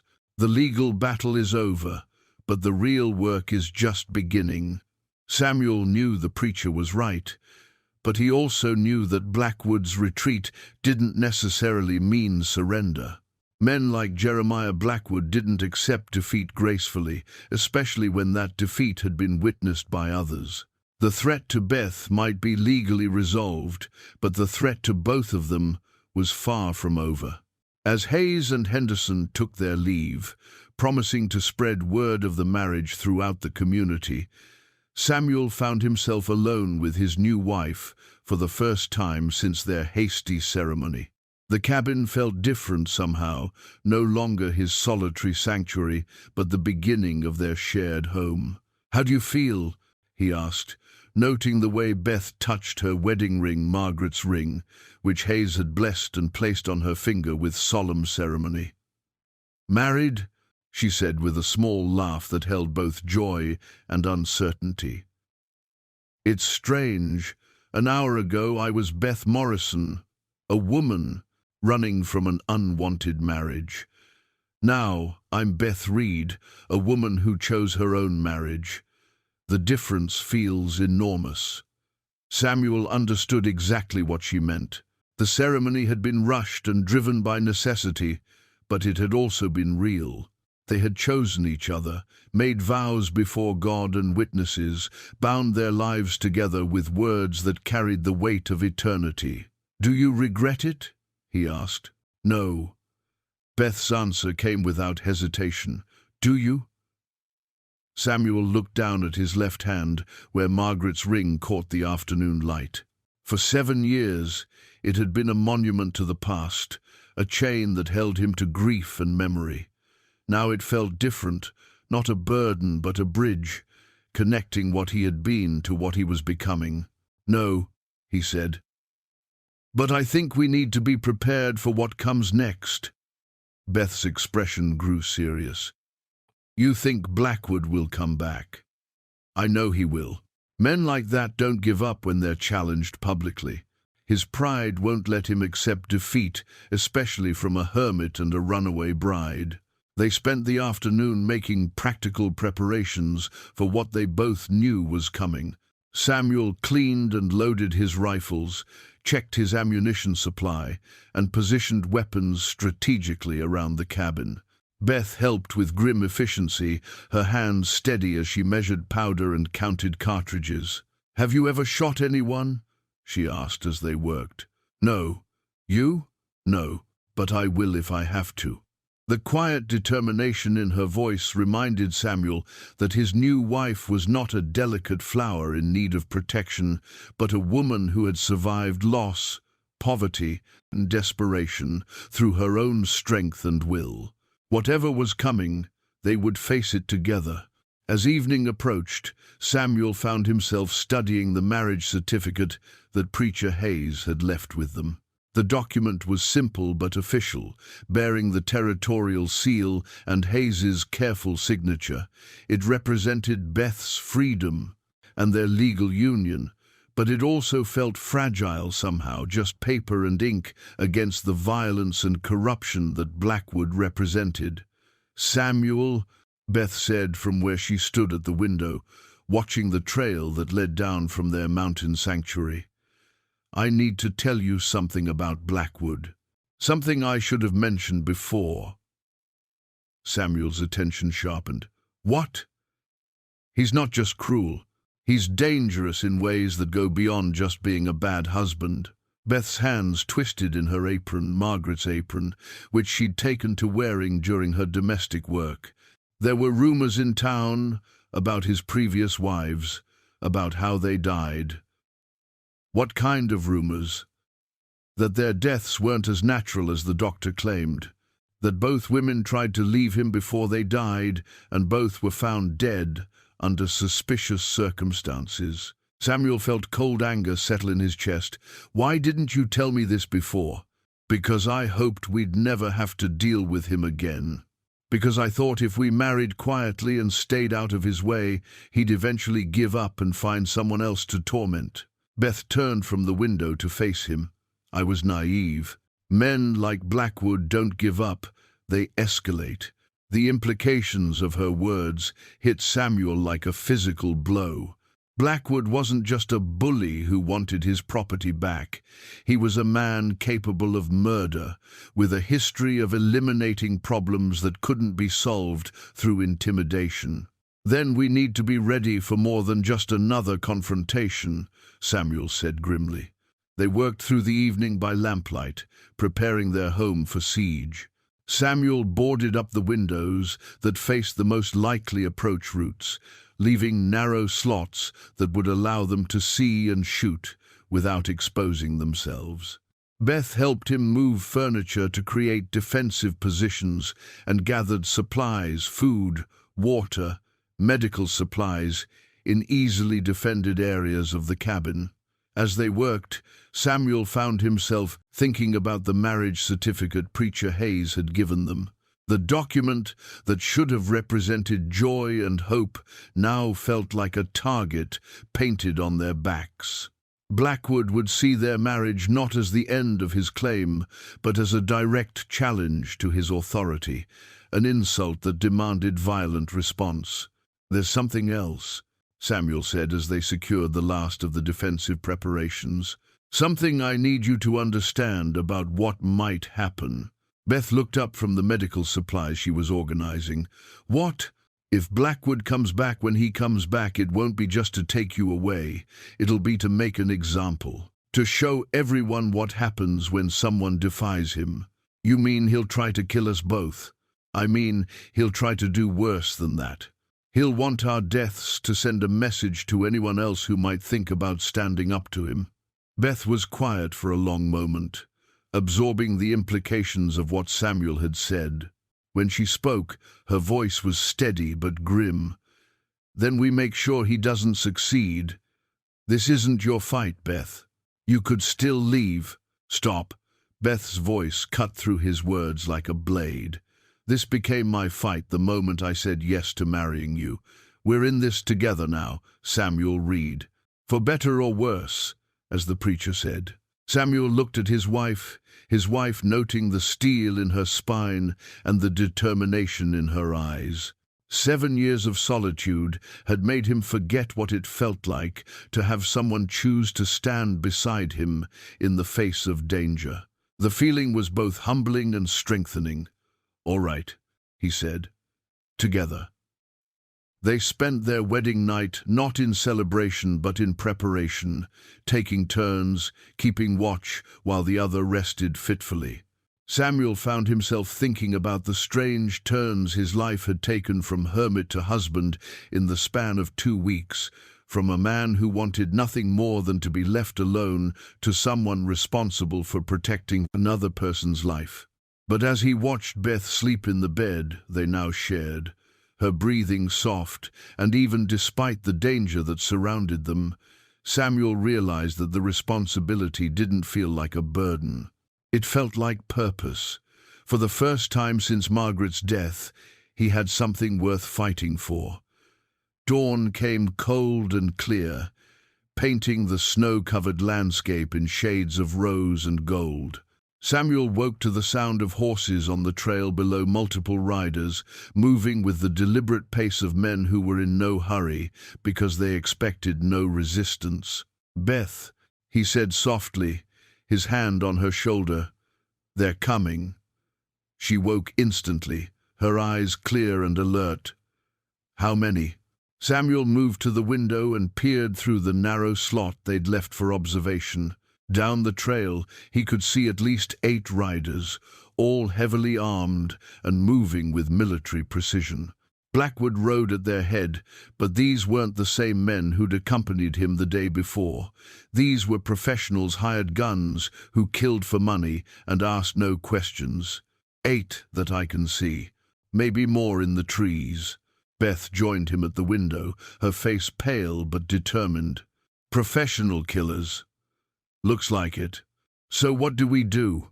Samuel checked his rifle one final time, then looked at his wife with something that might have been a smile. "We show them what happens when they threaten our home." As the riders drew closer, Samuel felt the last of his old life fall away, like a discarded coat. The hermit who had hidden in these mountains for 7 years was gone, replaced by a man with something to protect and someone to protect it with. The battle for their future was about to begin. The gavel of territorial judge Marcus Whitman sat heavy in his weathered hands as he studied the documents spread across the makeshift table in the Hendersons' front parlor. Samuel had never expected to see formal justice come to the Wyoming mountains, but word of their situation had reached the territorial capital faster than anyone anticipated, and Judge Whitman had ridden hard to reach them before violence could erupt. "This is highly irregular," the judge said, his voice carrying the authority of 3 decades on the territorial bench. "I don't usually hold court in private homes." Samuel stood beside Beth in the Hendersons' parlor, acutely aware of the 8 armed men waiting outside with Jeremiah Blackwood. The judge's unexpected arrival had created a standoff. Blackwood couldn't very well murder people in front of a territorial judge, and Samuel couldn't risk a gunfight with an officer of the court present. "Nevertheless," Judge Whitman continued, "the allegations brought to my attention are serious enough to warrant immediate investigation." He looked up at Blackwood, who sat rigidly in John Henderson's best chair, his face a mask of barely controlled fury. "Mr. Blackwood, you claim this woman is legally bound to marry you under territorial contract law." "That's correct, Your Honor. Her father signed a legal agreement, properly witnessed and filed with the county clerk." Blackwood's voice was steady, but Samuel could see the calculation in his eyes as he tried to determine how much the judge knew. "And you, Mrs. Reed," Judge Whitman turned to Beth, "claim that you were coerced into this arrangement and that your subsequent marriage to Mr. Reed invalidates the original contract." "Yes, Your Honor." Beth's voice was clear and strong, showing none of the fear Samuel knew she felt. "I was given no choice in my father's agreement, and I fled rather than submit to a marriage I did not consent to." Judge Whitman nodded thoughtfully, then opened a leather portfolio that had been resting beside his elbow.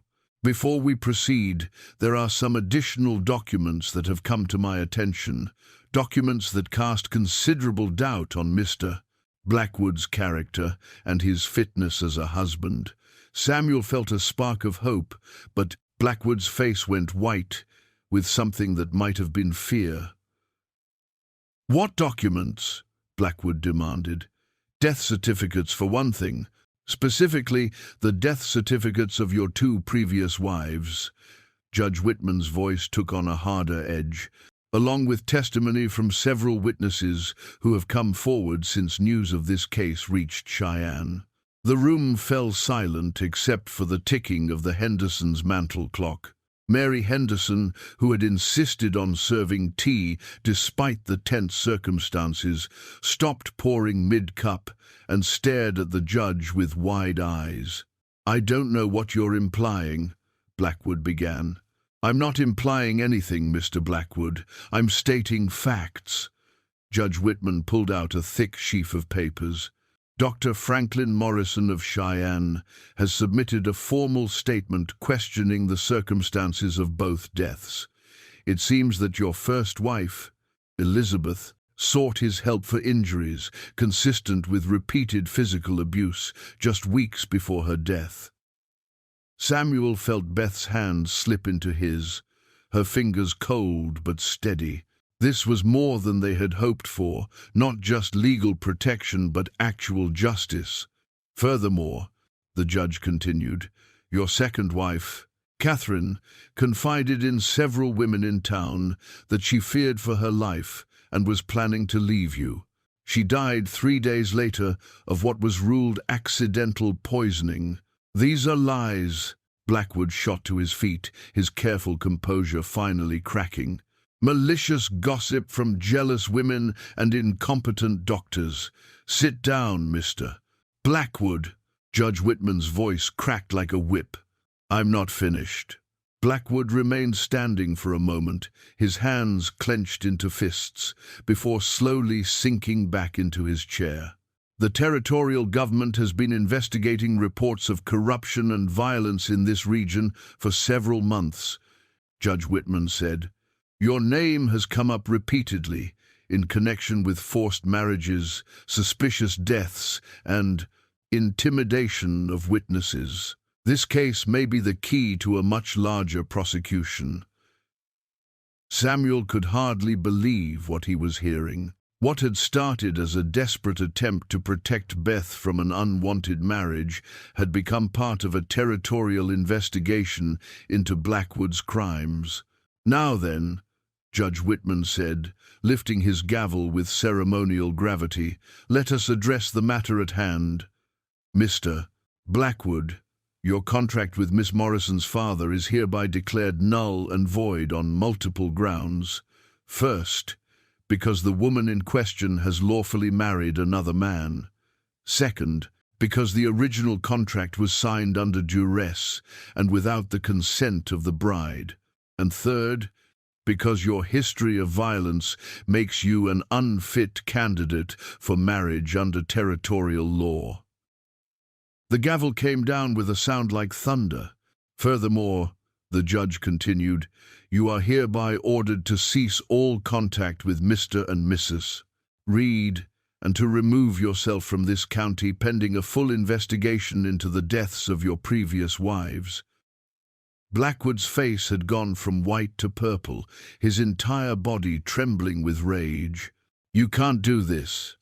I have rights. I have property interests. What you have, Mr. Blackwood, is a choice." Judge Whitman's voice was ice-cold.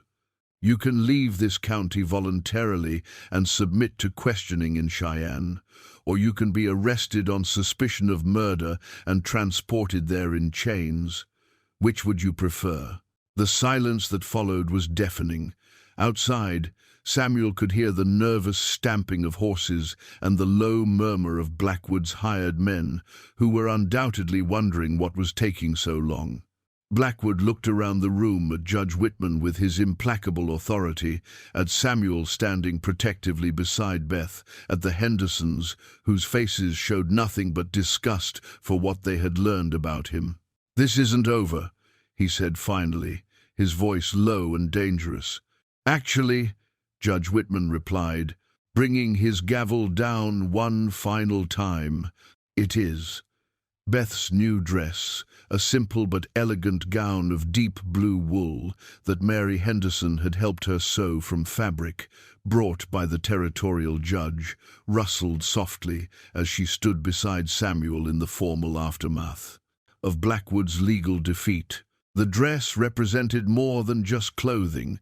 It was a symbol of her reclaimed dignity, her new status as a respected member of the community, and her transformation from a desperate fugitive into a woman who had chosen her own destiny. But even as Judge Whitman gathered his papers and prepared to escort Blackwood to Cheyenne for questioning, Beth could see the dangerous glitter in her former tormentor's eyes. Legal defeat was one thing, accepting that defeat was another entirely. "Your Honor," Blackwood said, his voice deceptively calm as he stood to leave, "I respect the court's decision, of course, but I trust you understand that a man's reputation is important to him, important enough to defend." Judge Whitman looked up sharply. "Are you threatening this court, Mr. Blackwood?" "Not at all. Simply observing that justice takes many forms, and court decisions don't always reflect the full truth of a situation." Samuel felt every muscle in his body tense. Blackwood was laying groundwork for future retaliation, making it clear that while he might submit to legal authority in the moment, he considered this far from over. "Mr. Blackwood," Judge Whitman said, rising to his full height and fixing the man with a stare that had cowed territorial legislators, "let me be absolutely clear. Any attempt to harass, intimidate, or harm Mr. and Mrs. Reed will be considered contempt of this court and will result in your immediate arrest. Do I make myself understood?" "Perfectly, Your Honor." But as Blackwood gathered his hat and coat, Beth caught the look he directed at her, a look that promised retribution regardless of what any judge might say. She had known men like Blackwood her entire life, men who saw women as property and any defiance of their will as a personal insult that demanded violent response.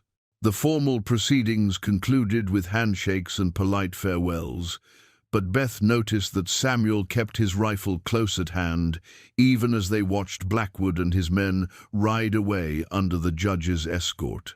The immediate legal crisis was over, but the deeper danger remained.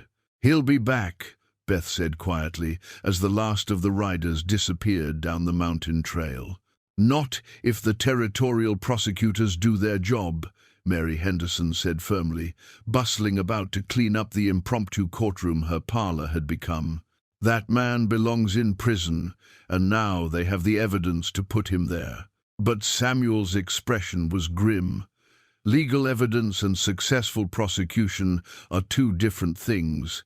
Blackwood has money and connections. Men like that don't go down easy. Judge Whitman, who had lingered to speak privately with Samuel and Beth, nodded gravely. "Mr. Reed is correct to be cautious. While I'm confident we can build a strong case against Blackwood, the territorial courts move slowly, and dangerous men often act faster than the law can stop them." "What are you suggesting?" Beth asked. "That you remain vigilant, that you build connections within your community, people who can serve as witnesses and allies, and that you document everything." The judge reached into his portfolio and produced a thick stack of paper. "Keep records, dates, times, witnesses to any contact Blackwood might attempt. The law works best when it has clear evidence to work with." As the judge prepared to leave, Beth found herself thinking about the dress she wore, how different it felt from the torn brown wool she'd arrived in. That dress had been the garment of a victim, someone running from circumstances beyond her control. This dress was the choice of a woman who had found her place in the world and intended to defend it. "There's something else," Samuel said as they watched the judge's carriage disappear down the mountain road. "Something we need to discuss." Beth looked at him, noting the serious set of his jaw. "What?" "We can't live our lives waiting for Blackwood to make his next move. We have to decide what kind of life we're going to build together, regardless of what threats might be lurking in the future."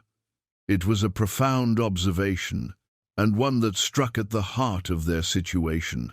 They had married for protection, but protection couldn't be the foundation of a real marriage.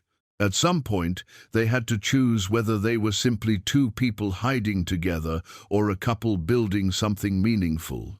"What kind of life do you want to build?" Beth asked. Samuel was quiet for a moment, looking out at the vast expanse of mountain landscape that surrounded them. "I want to build something that matters. Not just survival, but something that would make Margaret proud and give you the freedom you've never had." "What would that look like?" "A real homestead, cattle, maybe some sheep, crops that could feed other families, not just ourselves. A place where people in trouble could find help, the way you found help here." Beth felt something warm spread through her chest at his words. "A sanctuary, for people who need one. You're not the only woman who's ever run from a situation like Blackwood's. There are others out there who could use a place to start over." The vision he painted was beautiful and dangerous in equal measure.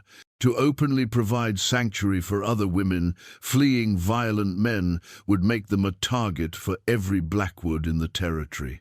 But it would also make their marriage, their life together, something larger than just personal happiness. "It would be risky," Beth said.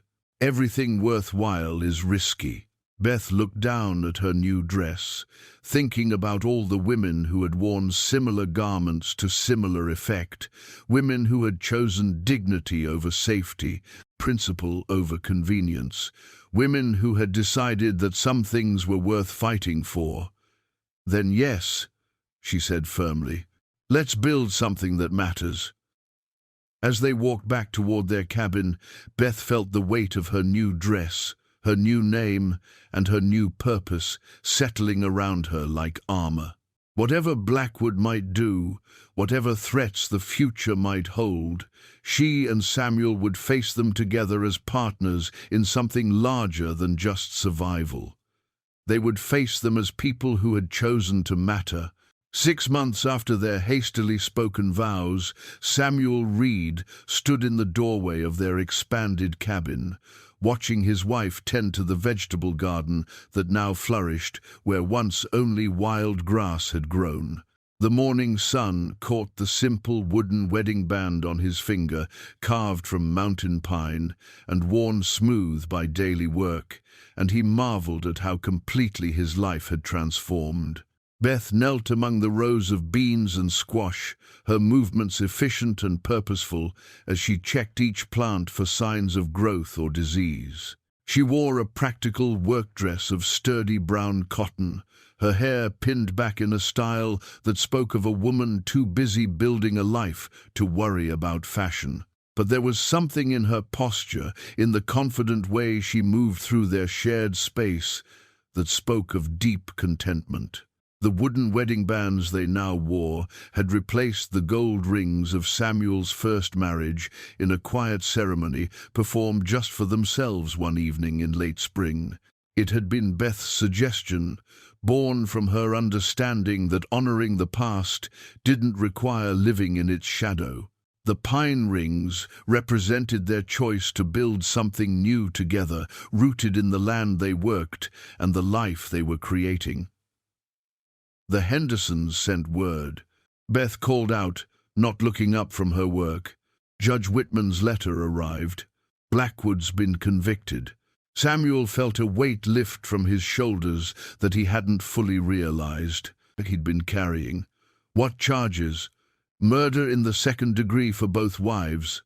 He'll spend the rest of his life in territorial prison. Beth sat back on her heels, brushing dirt from her hands. It's over, Samuel. Really over this time. The news should have brought pure relief, but Samuel found his emotions more complicated than that. Justice for Blackwood's victims was important, but it couldn't restore the years of fear those women had endured, or bring them back to the lives they should have lived. It could only ensure that no other women would suffer the same fate.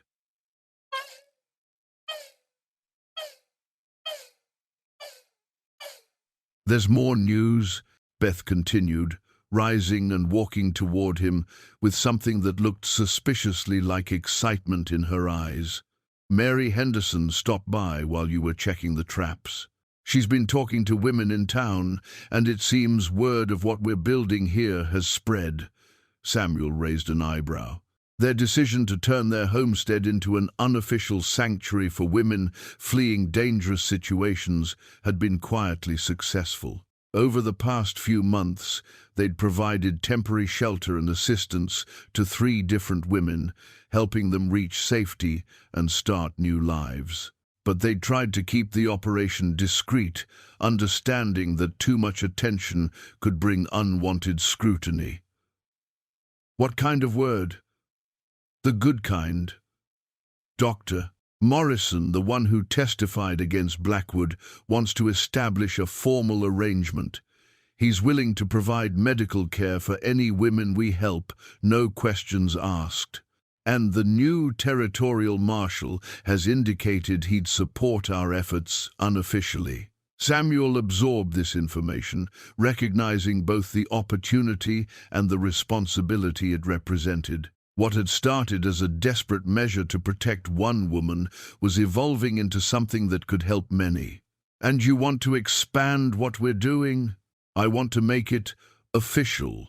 Register with the territorial government as a sanctuary station. Accept the support that's being offered. Beth moved to stand beside him in the doorway, her shoulder brushing his arm in the casual intimacy that had developed between them over months of shared work and quiet evenings. I want to help other women find what I found here. What did you find here? Beth looked up at him with eyes that held depths of understanding earned through experience. Choice, the chance to determine my own life instead of having it determined for me. Safety that doesn't require me to diminish myself to earn it. Samuel considered her words, thinking about the woman who had arrived at his door 6 months ago, desperate, frightened, reduced to begging for a single night's shelter. That woman bore little resemblance to the confident partner who now stood beside him, planning ways to extend their sanctuary to others in need. "What about us?" he asked. "Our life together? This would mean less privacy, more responsibility, constant awareness that we're being watched by both supporters and critics." "This is our life together," Beth replied simply. "Taking care of each other, building something that matters, using what we've learned to help others. I can't imagine anything more meaningful than that." Samuel looked out at the homestead they'd built together, the expanded cabin with its additional sleeping quarters, the flourishing garden that produced enough food to feed multiple families, the well-maintained outbuildings that could shelter travelers and their animals. Everything they'd created had been designed with hospitality in mind, as if they'd always known their sanctuary would grow beyond just the two of them. "There's something else," Beth said softly. "Something I've been meaning to tell you." Samuel turned to face her fully, noting the particular quality of her smile that had learned to recognize over their months together. "Dr.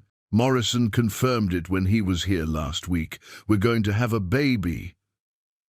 The words hit Samuel like a physical blow, but a joyful one. After years of believing that part of his life was over, the prospect of fatherhood felt like an unexpected gift from a universe that had already given him more than he dared to hope for. "When?" he managed to ask. "Early spring, March, maybe April." Beth's hand moved to rest on her still flat stomach. "I know we hadn't planned this," but Samuel silenced her with a kiss that tasted of morning coffee and the promise of years to come. When they broke apart, he rested his forehead against hers, overwhelmed by the completeness of joy he hadn't felt since Margaret's death. "We'll need to expand the cabin again," he said practically, "and hire more help for the sanctuary work, and build a proper school for the children who'll be born here, and establish better relationships with the surrounding communities." They stood together in their doorway, planning a future that stretched far beyond their individual needs to encompass the family they were creating and the families they hoped to help.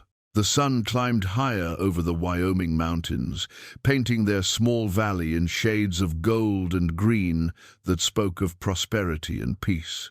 That evening, as they sat by their fire sharing a simple meal and planning for the expansion of their sanctuary work, Samuel realized that happiness had crept up on him without his notice.